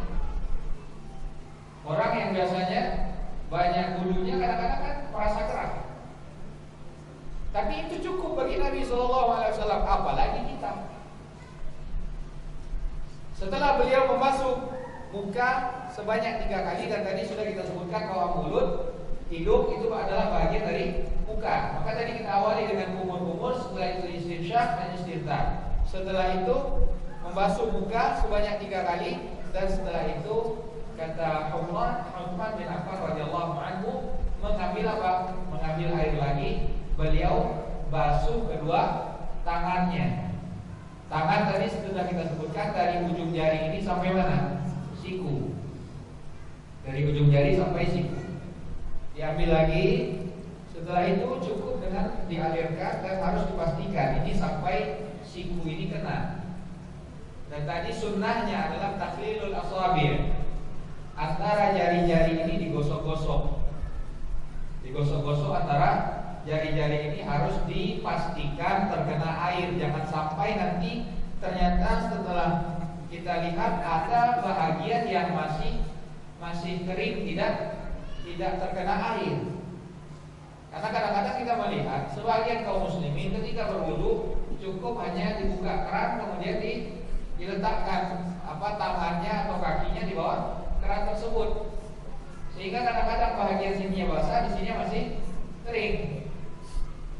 Jadi dimulai dengan kanan terlebih dahulu, setelah itu yang kiri. Boleh, yang wajib 1 kali. Ngambil airnya 3 kali. 3 kali. Ngambil airnya 3 kali. Jadi membasuh tangan wajibnya seluruh anggota wudu tadi wajibnya kita basuh 1 kali. Sunnahnya 2 atau 3 kali boleh. Dan tidak mesti ketika yang pertama kita basuh 3 kali, anggota tubuh sesudahnya juga harus 3 kali, enggak.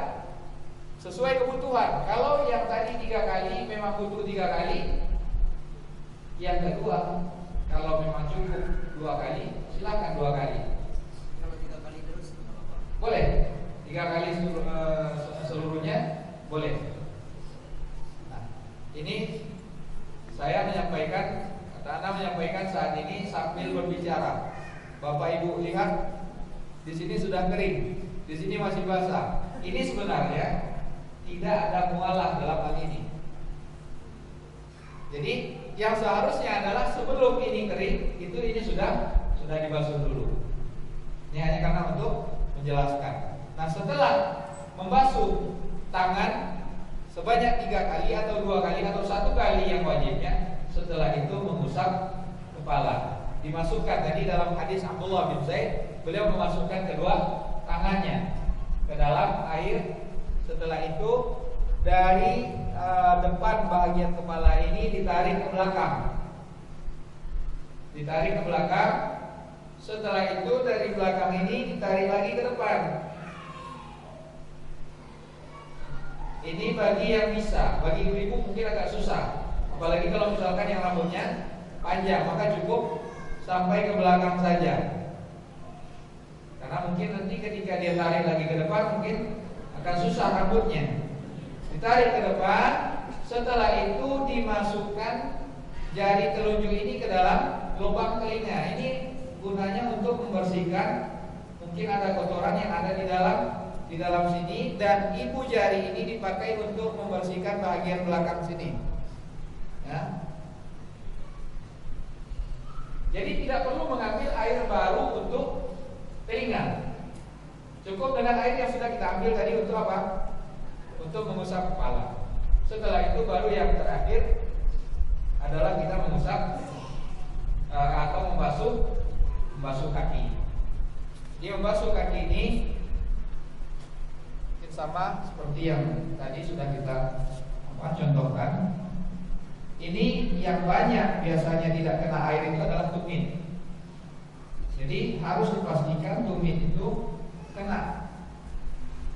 Jadi harus digosok, dan ini di sela-sela antara jari-jari ini. Ini sunnah hukumnya, tidak wajib. Sunnah menyela-nyela antara jari-jari. Ini saya hanya basuh sebanyak 1 kali, boleh 2 kali, boleh 3 kali. Dimulai dengan yang kanan, setelah itu baru yang kiri.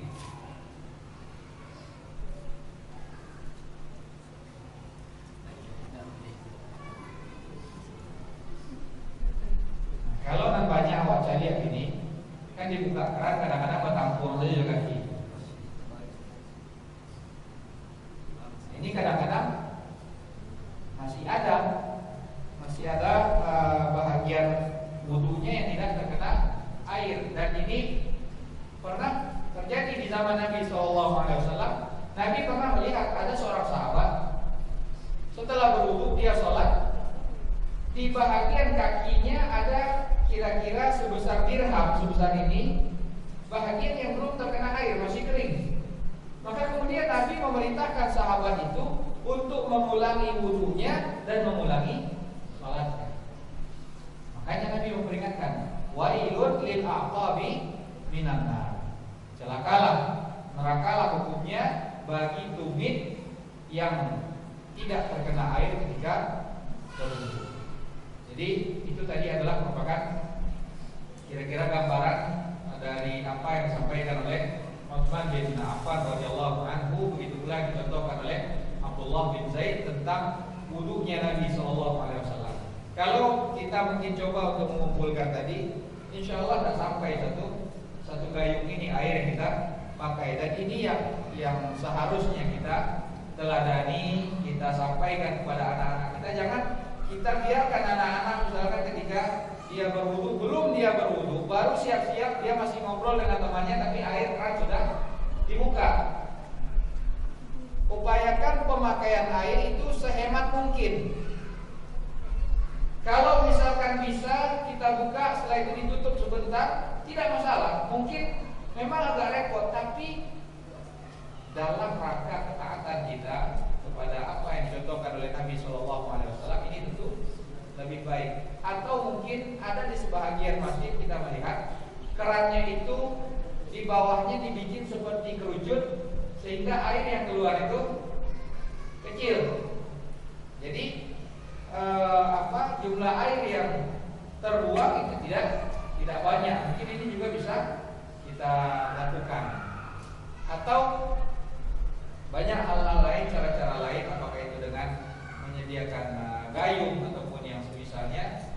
Yang jelas kita berupaya untuk menyampaikan hemat di dalam pemakaian air, bukan hanya karena tagihan PDAM yang mungkin tinggi kalau airnya pemakaiannya banyak, tidak.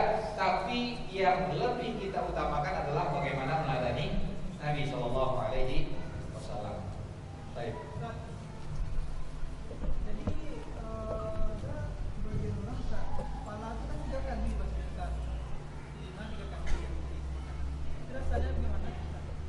Tidak tahu ada dasarnya di mana.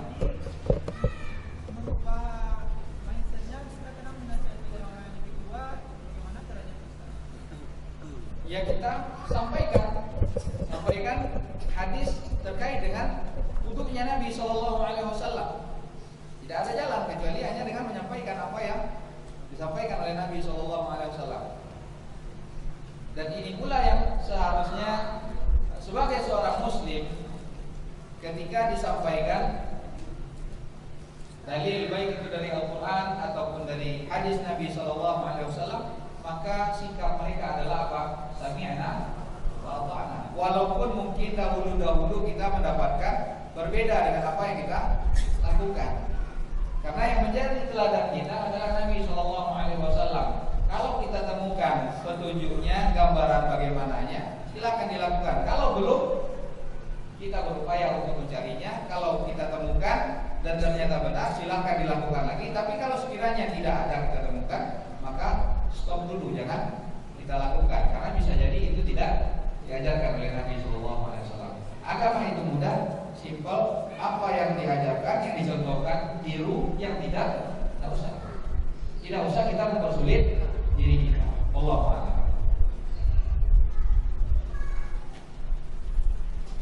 Ini ada pertanyaan.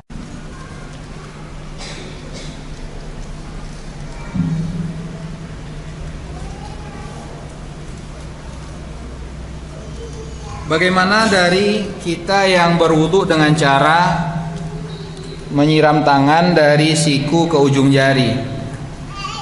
Ini tidak ada keharusan, artinya harus dari ujung jari terlebih dahulu sampai ke siku. Yang jelas batasan tangan itu yang harus kita basuh adalah dari ujung jari sampai ke siku. Apakah itu kita mulai dari sini dulu atau dari sini dulu? Yang jelas semuanya harus dibasuh. Begitu pula dengan kaki. Tidak mesti harus dari ujung jari kaki baru ke atas atau dari atas sampai ke bawah terlebih dahulu.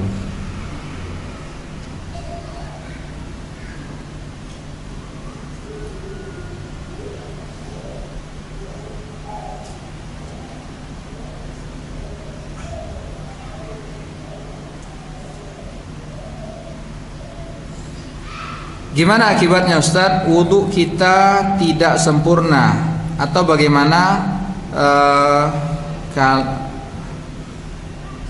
Gimana akibatnya? Wudhu kita tidak sempurna. Kalau wudhu tidak sempurna, maka itu akan berakibat sholatnya tidak diterima. Karena la yaqbalullahu salata ahadikum idza ahdatha hatta yatawadda. Dan Nabi SAW pernah melihat ada seorang sahabat yang wudunya tidak sempurna, ada salah satu bahagian anggota wudunya yang tidak terkena air. Nabi perintahkan dia untuk mengulangi salatnya, mengulangi wudunya dan kemudian mengulangi salatnya.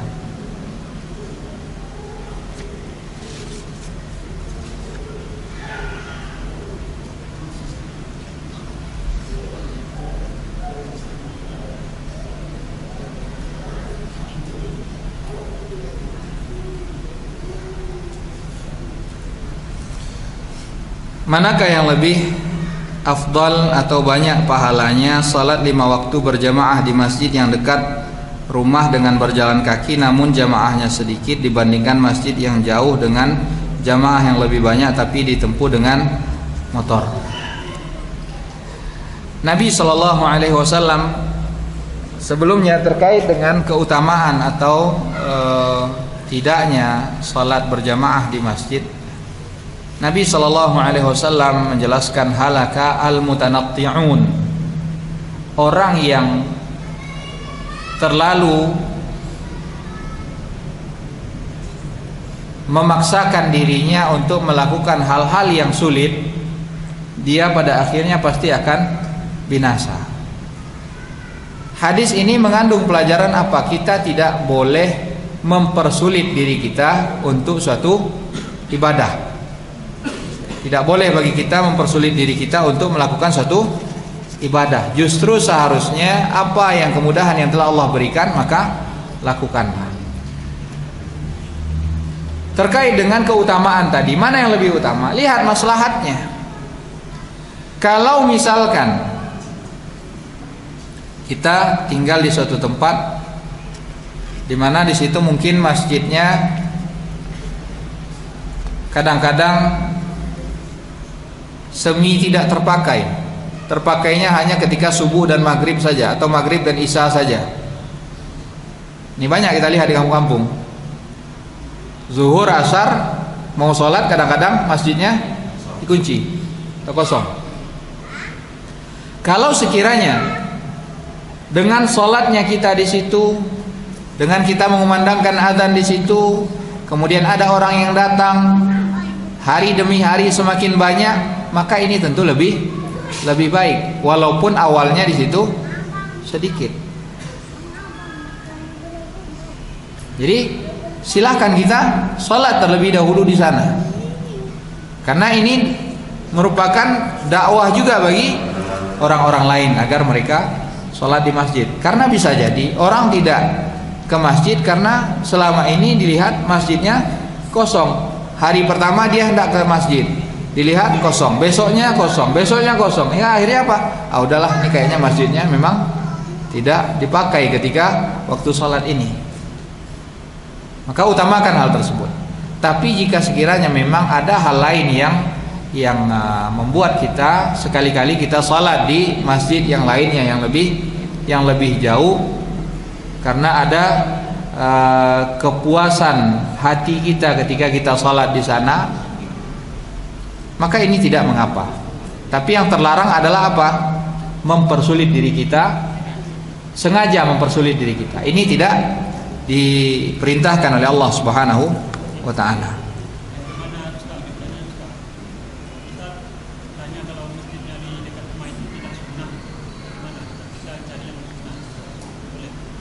Boleh, silahkan. Tapi kalau misalkan kita dengan kita sholat di sana, kita bisa berbaur dengan masyarakat sekitar, dengan itu mereka dapat pelajaran, faedah apa yang selama ini mungkin mereka belum tahu, mereka jadi tahu, itu tentu lebih baik. Itu kesemuanya kembali kepada pertimbangan kita masing-masing. Kita yang lebih tahu bagaimana lingkungan kita.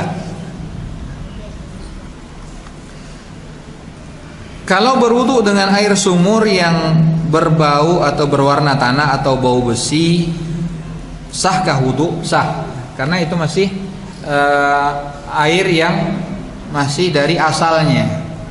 Karena air sumur, air dari hujan, air mata air atau air yang mengalir di sungai itu adalah al-ma'ut tahur, air yang suci. Apakah gosok gigi dengan odol termasuk dalam bersiwak? Iya. Jadi bersiwak itu, sunnah bersiwak bisa kalau sekiranya tidak ada ranting kayu siwak yang kita pergunakan untuk bersiwak, boleh dengan gosok gigi atau dengan menggosok-gosokkan tangan kita. Atau kalau orang-orang dahulu biasanya kalau nan mandi di tabe jo daun banto, menggosok jo daun banto, ini juga bisa. Kalau setengah tertidur waktu khutbah atau khatib Jumat tidak fokus, apakah wajib wudhu lagi? Setengah atau tidak setengahnya ini tidak ada takaran, hanya kita yang lebih tahu. Kita yang lebih tahu. Untuk kehati-hatian tentu lebih baik tidak ada salahnya kita berwudhu lagi. Kalau lupa jumlah bilangan wudhu, apakah kita mulai dari awal lagi? Tidak.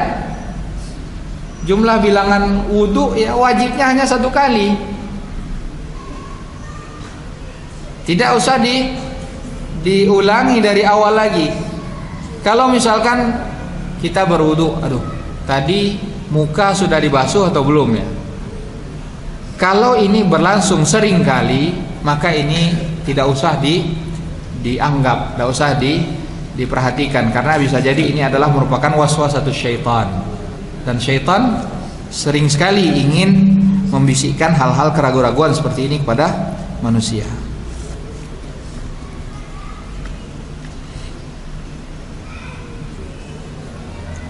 Ini pertanyaan, apakah membasuh tangan harus dari ujung jari? Ini sudah.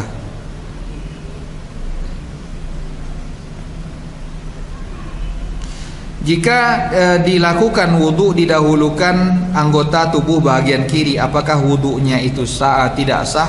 Wudhunya tetap sah. Kalau misalkan dia membasuh yang kiri dulu, wudhunya tetap sah, karena hukum mendahulukan anggota tubuh bagian kanan itu hukumnya sunnah.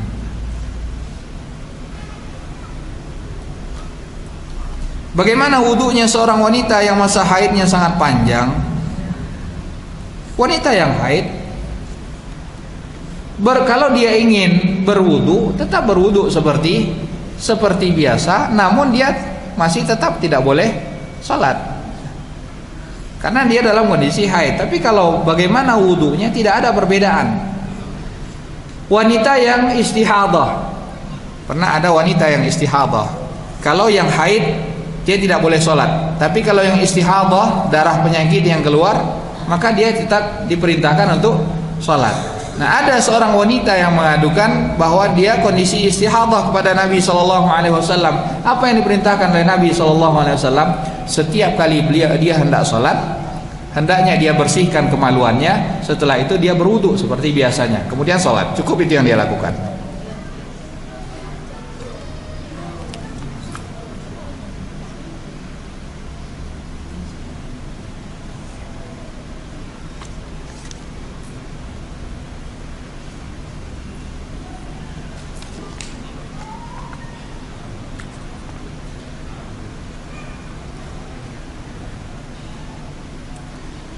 Jadi intinya terkait dengan masalah darah haid itu adalah kita melihat darah. Kalau sekiranya ada darah yang sifat-sifatnya sama seperti darah haid, dia hitam, keruh, berbau, itu adalah darah haid, maka kalau ada yang melihat itu, maka dia tidak diperbolehkan untuk sholat dan berlaku baginya hukum-hukum wanita yang haid.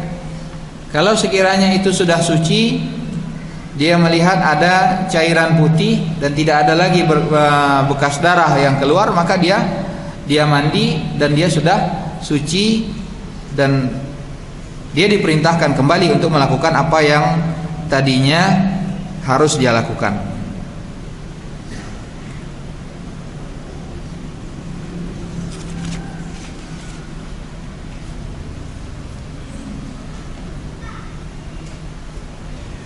Bagaimana kita ketika sedang salat ada cairan yang keluar? Apakah salat kita batal? Apakah harus diulang kembali atau bagaimana? Ini bisa jadi memang benar madi yang keluar, Bisa jadi ada orang yang mungkin terkena penyakit salasul baul yang dia kadang-kadang tidak dapat menahan kencingnya, tiba-tiba tanpa disadari keluar sendiri. Ada orang yang ini hanya kadang-kadang keraguan-raguan dia saja, karena saking seringnya dia memperturutkan keraguan-raguannya, akhirnya dia diberikan ujian seperti ini.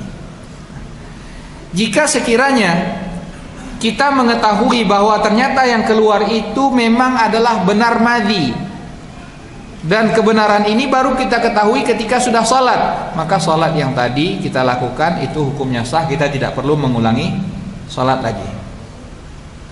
Karena kan tidak mungkin ketika sholat kita merasa ada yang keluar langsung kita batalkan sholat kita, langsung kita periksa. Tidak, ini justru akan apa? Membuka pintu was-was. Jadi biarkan. Begitu pula orang yang ada penyakit yang air kencingnya kadang-kadang dia tidak bisa tahan, keluar dengan sendirinya. Orang yang menghindar penyakit seperti ini cukup sebelum setiap kali dia hendak sholat, cukup dia membersihkan kemaluannya, kemudian dia berwudu, kemudian dia sholat. Adapun kadang-kadang misalkan yang keluar atau mengenai pakaiannya, maka insya Allah itu termasuk ke dalam najis yang dimaafkan, karena sangat sulit untuk menghindarinya.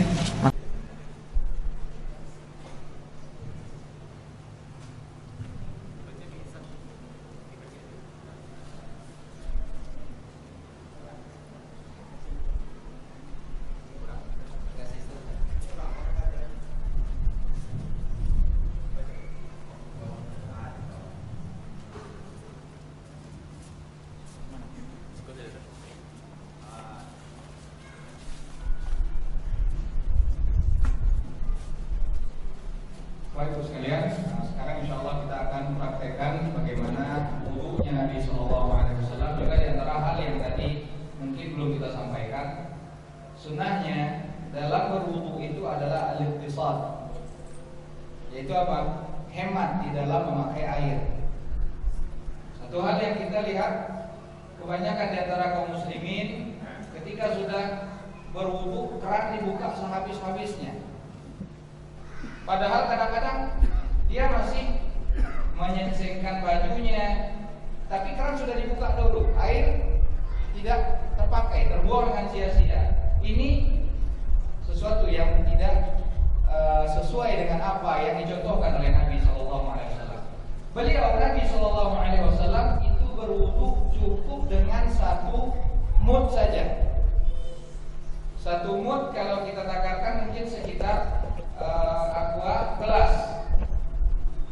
Itu beliau berwudu cukup untuk membasuh seluruh anggota tubuhnya.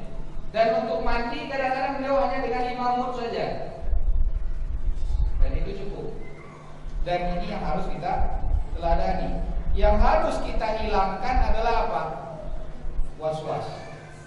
Kadang-kadang kita selalu diuji dengan perasaan was-was, karena syaitan itu selalu berusaha untuk meniupkan atau membisikkan keraguan-raguan kepada kita, sehingga kadang-kadang kalau kita melihat ada orang yang untuk berwudu saja sampai 15 menit menghabiskan waktu.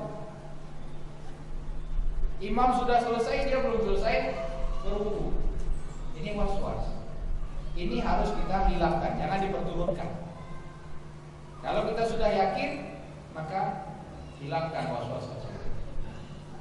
Jadi hemat di dalam menggunakan air adalah salah satu teladannya Nabi SAW. Tadi seperti yang sudah kita sebutkan, bahwa yang disunahkan pertama kali adalah kita membaca apa? Basmalah. Jadi sebelum berwudu kita membaca basmalah. Setelah itu apa? Kita membasuh kedua telapak tangan sebanyak 3 kali. Ini 3 kali sunnah hukumnya. Jadi sekarang kita, tadi yang dimaksudkan afragha ala yadayhi, beliau tuangkan, itu artinya beliau tidak memasukkan tangannya langsung, tapi diambil dengan gayung ataupun yang lainnya. Beliau tuangkan ke dua tangannya. Beliau basuh sebanyak 3 kali. Ketika basuh itu juga disunahkan untuk menggosok-gosoknya.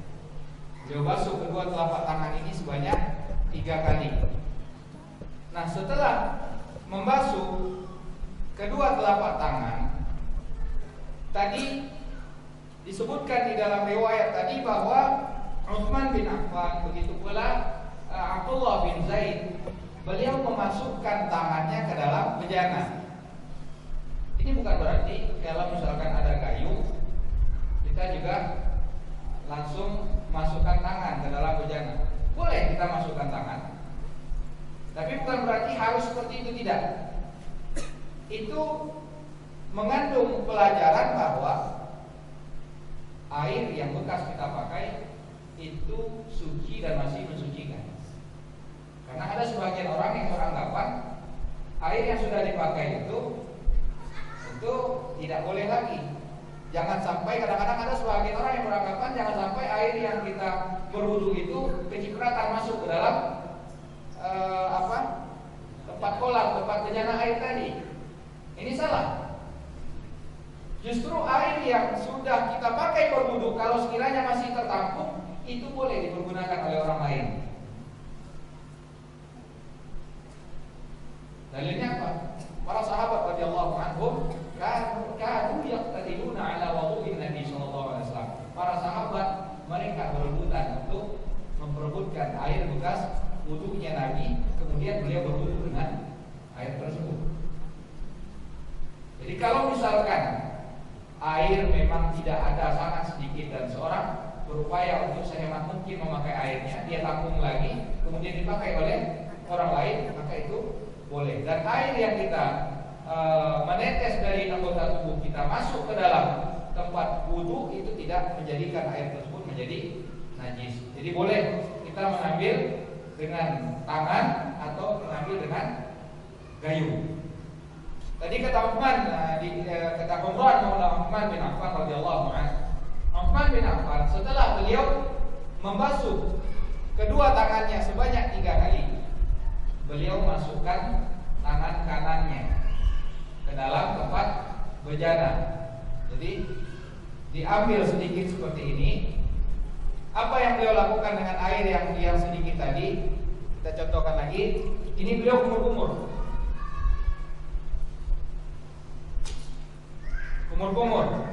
Setelah itu istinsyak. Istinsyak adalah dengan menghirup air. Itu istinzar. Yang istinsyak, air ini kita hirup. Setelah itu istinzar. Istinzar ini sunnahnya dengan tangan kiri. Jadi tadi kita mengambil air dengan tangan kanan, dihirup ke dalam hidung. Ini memang perlu latihan. Karena kadang-kadang kalau terlalu banyak juga kadang-kadang padiah. Tapi insya Allah tidak mengapa. Coba sedikit seperti ini kita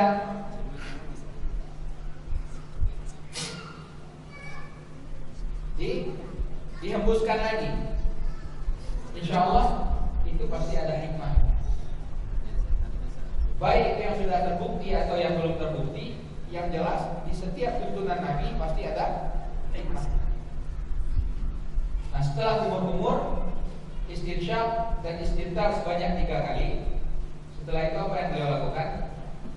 Beliau membasuh muka. Membasuh muka sebanyak 3 kali.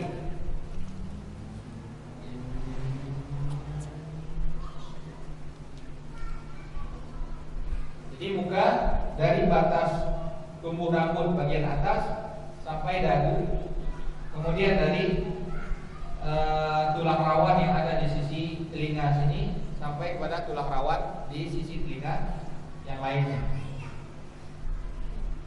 Intinya di sini adalah anggota tubuh itu terkena air, bukan seberapa banyak yang air diguyurkan ke tubuh kita. Walaupun kita mengambil sedikit, kemudian air ini kita usapkan, kita gosok-gosokkan ke seluruhnya, itu sudah cukup. Tapi kadang-kadang ada orang terlalu gue kalau sedorong namanya disiramkan ke badannya, belum mandi katanya. Ini satu anggapan yang salah.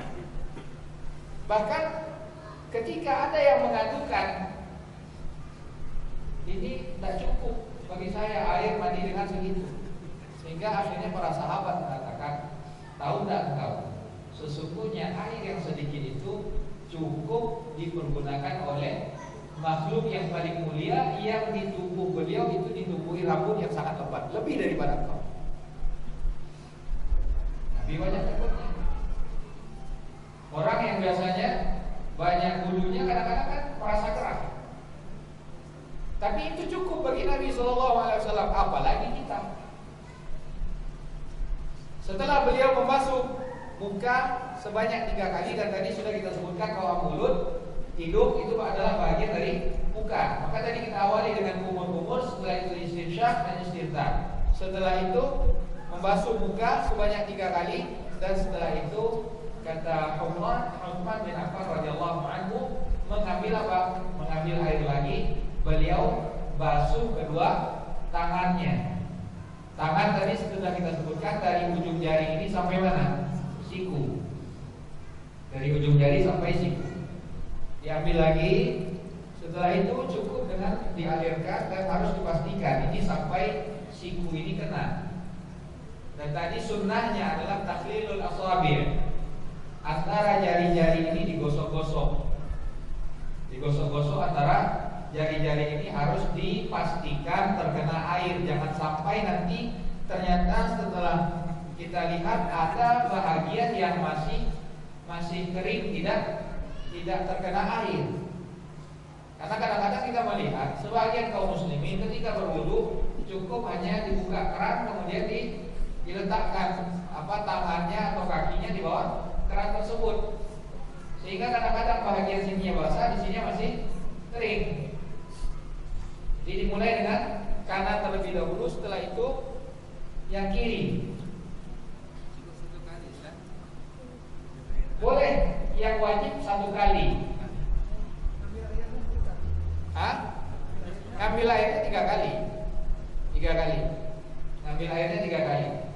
Jadi membasuh tangan wajibnya seluruh anggota wudu tadi wajibnya kita basuh 1 kali. Sunnahnya 2 atau 3 kali boleh. Dan tidak mesti ketika yang pertama kita basuh 3 kali, anggota tubuh sesudahnya juga harus 3 kali, tidak. Sesuai kebutuhan. Kalau yang tadi 3 kali memang butuh 3 kali, yang kedua kalau memang cukup 2 kali, silakan 2 kali.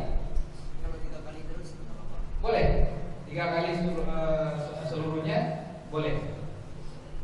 Nah, ini saya menyampaikan, Anda menyampaikan saat ini sambil berbicara. Bapak Ibu lihat, di sini sudah kering, di sini masih basah. Ini sebenarnya tidak ada mualah dalam hal ini. Jadi yang seharusnya adalah sebelum ini kering, ini sudah dibasuh dulu. Ini hanya karena untuk menjelaskan. Nah, setelah membasuh tangan sebanyak 3 kali atau 2 kali atau 1 kali yang wajibnya, setelah itu mengusap kepala. Dimasukkan tadi dalam hadis Abdullah bin Zaid, beliau memasukkan kedua tangannya ke dalam air. Setelah itu dari depan bagian kepala ini ditarik ke belakang. Ditarik ke belakang. Setelah itu dari belakang ini ditarik lagi ke depan. Ini bagi yang bisa, bagi ibu-ibu mungkin agak susah. Apalagi kalau misalkan yang rambutnya panjang, maka cukup sampai ke belakang saja. Karena mungkin nanti ketika dia tarik lagi ke depan mungkin akan susah rambutnya. Ditarik ke depan, setelah itu dimasukkan jari telunjuk ini ke dalam lubang telinga. Ini gunanya untuk membersihkan mungkin ada kotoran yang ada di dalam sini, dan ibu jari ini dipakai untuk membersihkan bagian belakang sini. Ya. Jadi tidak perlu mengambil air baru untuk telinga. Cukup dengan air yang sudah kita ambil tadi untuk apa? Untuk mengusap kepala. Setelah itu baru yang terakhir adalah kita mengusap atau membasuh kaki. Jadi membasuh kaki ini sama seperti yang tadi sudah kita contohkan. Ini yang banyak biasanya tidak kena air itu adalah tumit. Jadi harus dipastikan tumit itu kena. Jadi harus digosok, dan ini di sela-sela antara jari-jari ini. Ini sunnah hukumnya, tidak wajib. Sunnah menyela-nyela antara jari-jari. Ini saya hanya membasuh sebanyak 1 kali, boleh 2 kali, boleh 3 kali. Dimulai dengan yang kanan, setelah itu baru yang kiri.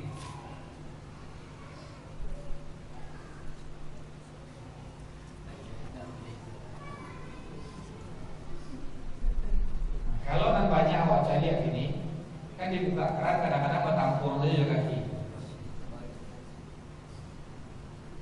Ini kadang-kadang masih ada bahagian wudunya yang tidak terkena air, dan ini pernah terjadi di zaman Nabi SAW. Nabi pernah melihat ada seorang sahabat setelah berwudu dia sholat, di bahagian kakinya ada kira-kira sebesar dirham, sebesar ini, bahagian yang belum terkena air, masih kering. Maka kemudian Nabi memerintahkan sahabat itu untuk mengulangi wudunya dan mengulangi salatnya. Makanya Nabi memperingatkan, wailun lil aqabi minan nar. Celakalah, nerakalah hukumnya bagi tumit yang tidak terkena air ketika berwudu. Jadi itu tadi adalah merupakan kira-kira gambaran dari apa yang disampaikan oleh Utsman bin Affan radhiyallahu anhu, begitu pula dicontohkan oleh Abdullah bin Zaid tentang wudunya Nabi SAW.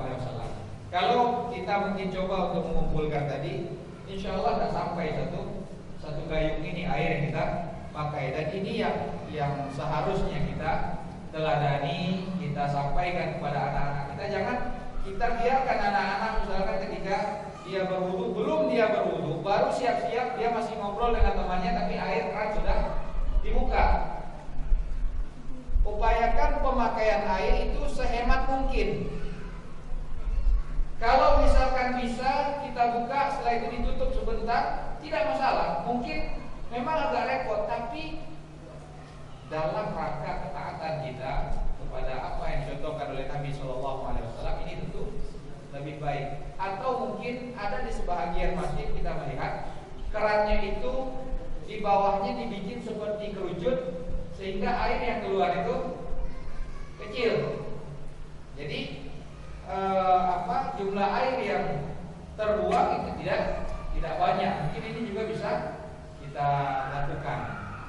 Atau banyak hal-hal lain, cara-cara lain, apakah itu dengan menyediakan gayung ataupun yang semisalnya.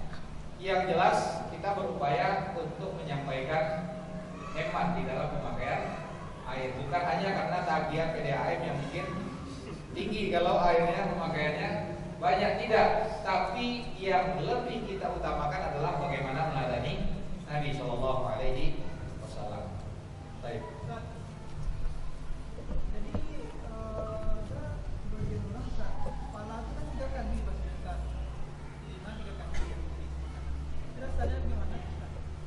Nggak tahu ada dasarnya di mana.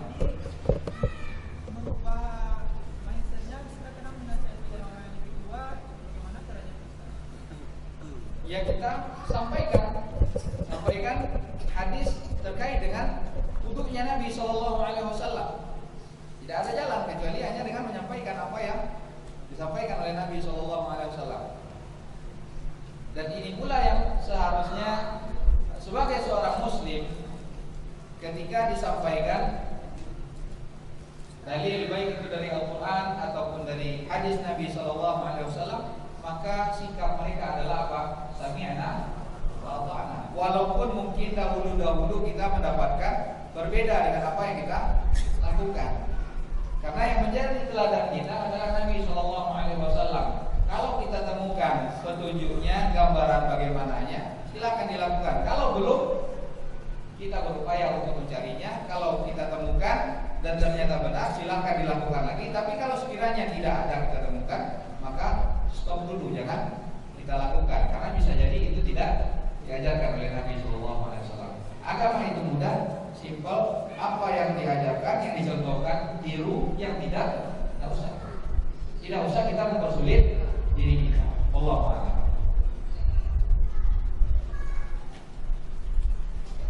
Ini ada pertanyaan.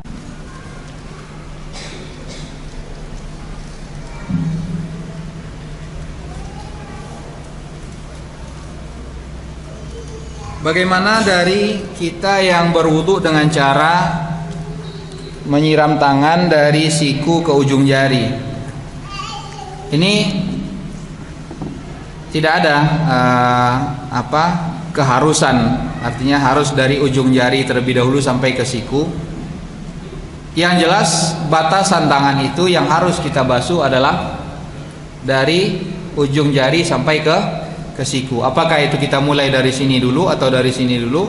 Yang jelas semuanya harus dibasuh. Begitu pula dengan kaki.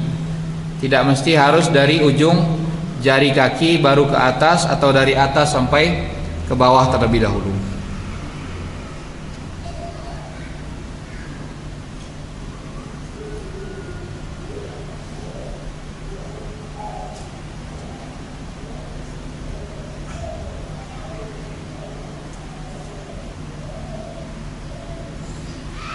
Gimana akibatnya Ustadz? Wudhu kita tidak sempurna atau bagaimana?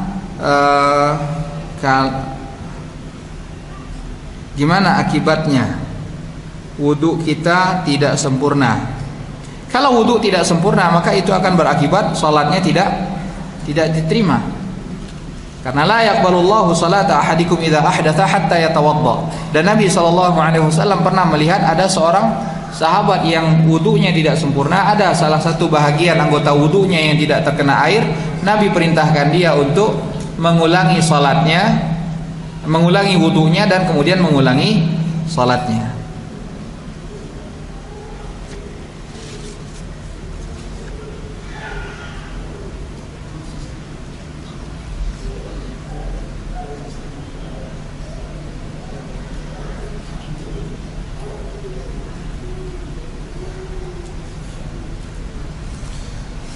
Manakah yang lebih afdal atau banyak pahalanya, salat 5 waktu berjamaah di masjid yang dekat rumah dengan berjalan kaki namun jamaahnya sedikit dibandingkan masjid yang jauh dengan jamaah yang lebih banyak tapi ditempuh dengan motor? Nabi SAW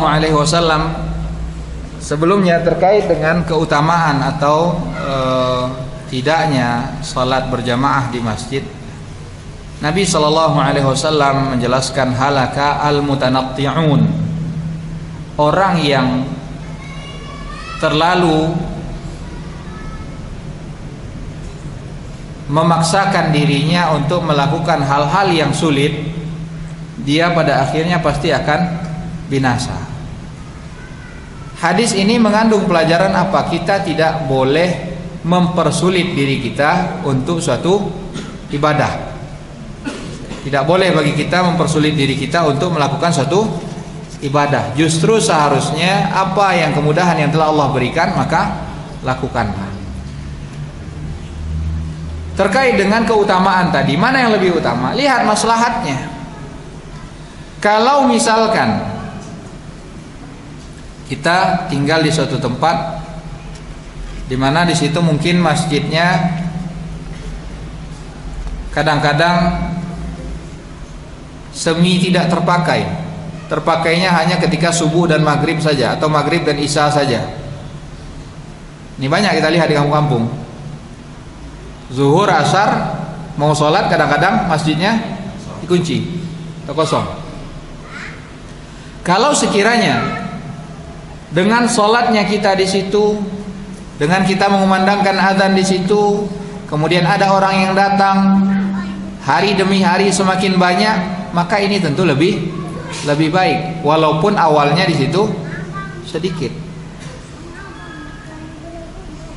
Jadi silahkan kita sholat terlebih dahulu di sana, karena ini merupakan dakwah juga bagi orang-orang lain agar mereka sholat di masjid. Karena bisa jadi orang tidak ke masjid karena selama ini dilihat masjidnya kosong. Hari pertama dia hendak ke masjid, dilihat kosong, besoknya kosong, besoknya kosong. Ya akhirnya apa? Udahlah, ini kayaknya masjidnya memang tidak dipakai ketika waktu sholat ini. Maka utamakan hal tersebut. Tapi jika sekiranya memang ada hal lain yang membuat kita sekali-kali kita sholat di masjid yang lainnya yang lebih jauh, karena ada kepuasan hati kita ketika kita sholat di sana, maka ini tidak mengapa. Tapi yang terlarang adalah apa? Mempersulit diri kita, sengaja mempersulit diri kita. Ini tidak diperintahkan oleh Allah Subhanahu wa ta'ala.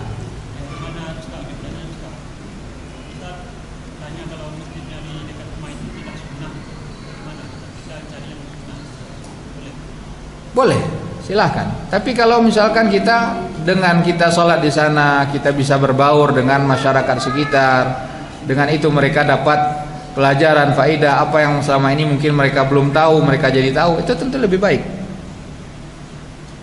Itu kesemuanya kembali kepada pertimbangan kita masing-masing. Kita yang lebih tahu bagaimana lingkungan kita.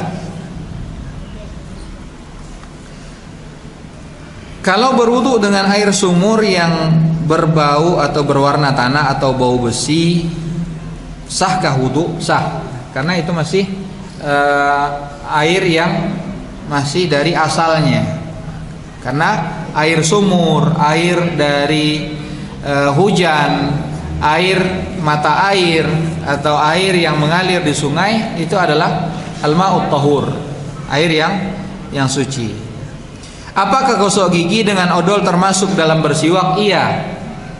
Jadi bersiwak itu sunnah, bersiwak bisa kalau sekiranya tidak ada ranting kayu siwak yang kita pergunakan untuk bersiwak, boleh dengan gosok gigi atau dengan menggosok-gosokkan tangan kita. Atau kalau orang-orang dahulu biasanya kalau nan mandi di tabe jo daun banto, menggosok jo daun banto, ini juga bisa. Kalau setengah tertidur waktu khutbah atau khatib Jumat tidak fokus, apakah wajib wudu lagi? Setengah atau tidak setengahnya ini tidak ada takaran, hanya kita yang lebih tahu. Kita yang lebih tahu. Untuk kehati-hatian tentu lebih baik tidak ada salahnya kita berwudu lagi. Kalau lupa jumlah bilangan wudu, apakah kita mulai dari awal lagi? Tidak. Jumlah bilangan wudu ya wajibnya hanya satu kali. Tidak usah diulangi dari awal lagi. Kalau misalkan kita berwudu, tadi muka sudah dibasuh atau belum ya? Kalau ini berlangsung sering kali, maka ini tidak usah dianggap, tidak usah diperhatikan, karena bisa jadi ini adalah merupakan waswasatus syaitan, dan syaitan sering sekali ingin membisikkan hal-hal keraguan-raguan seperti ini kepada manusia.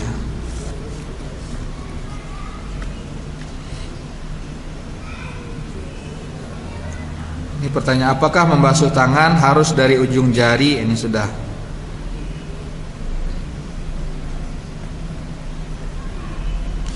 Jika dilakukan wudu didahulukan anggota tubuh bagian kiri, apakah wudunya itu sah? Tidak sah. Wudunya tetap sah. Kalau misalkan dia membasuh yang kiri dulu, wudunya tetap sah, karena hukum mendahulukan anggota tubuh bagian kanan itu hukumnya sunnah.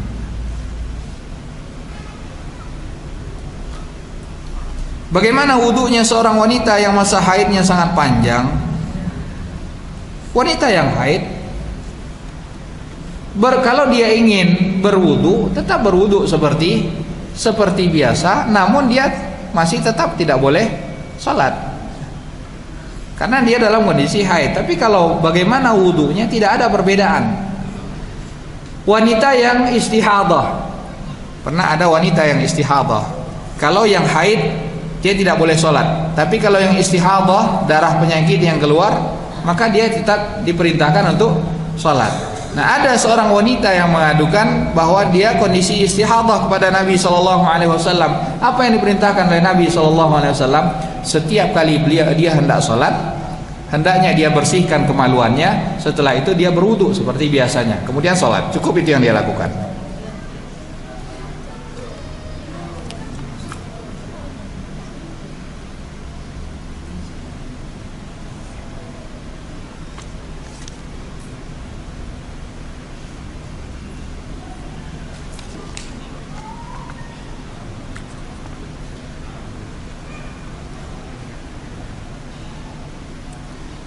Jadi intinya terkait dengan masalah darah haid itu adalah kita melihat darah. Kalau sekiranya ada darah yang sifat-sifatnya sama seperti darah haid, dia hitam, keruh, berbau, itu adalah darah haid, maka kalau ada yang melihat itu, maka dia tidak diperbolehkan untuk salat dan berlaku baginya hukum-hukum wanita yang haid. Kalau sekiranya itu sudah suci, dia melihat ada cairan putih dan tidak ada lagi bekas darah yang keluar, maka dia mandi dan dia sudah suci dan dia diperintahkan kembali untuk melakukan apa yang tadinya harus dia lakukan.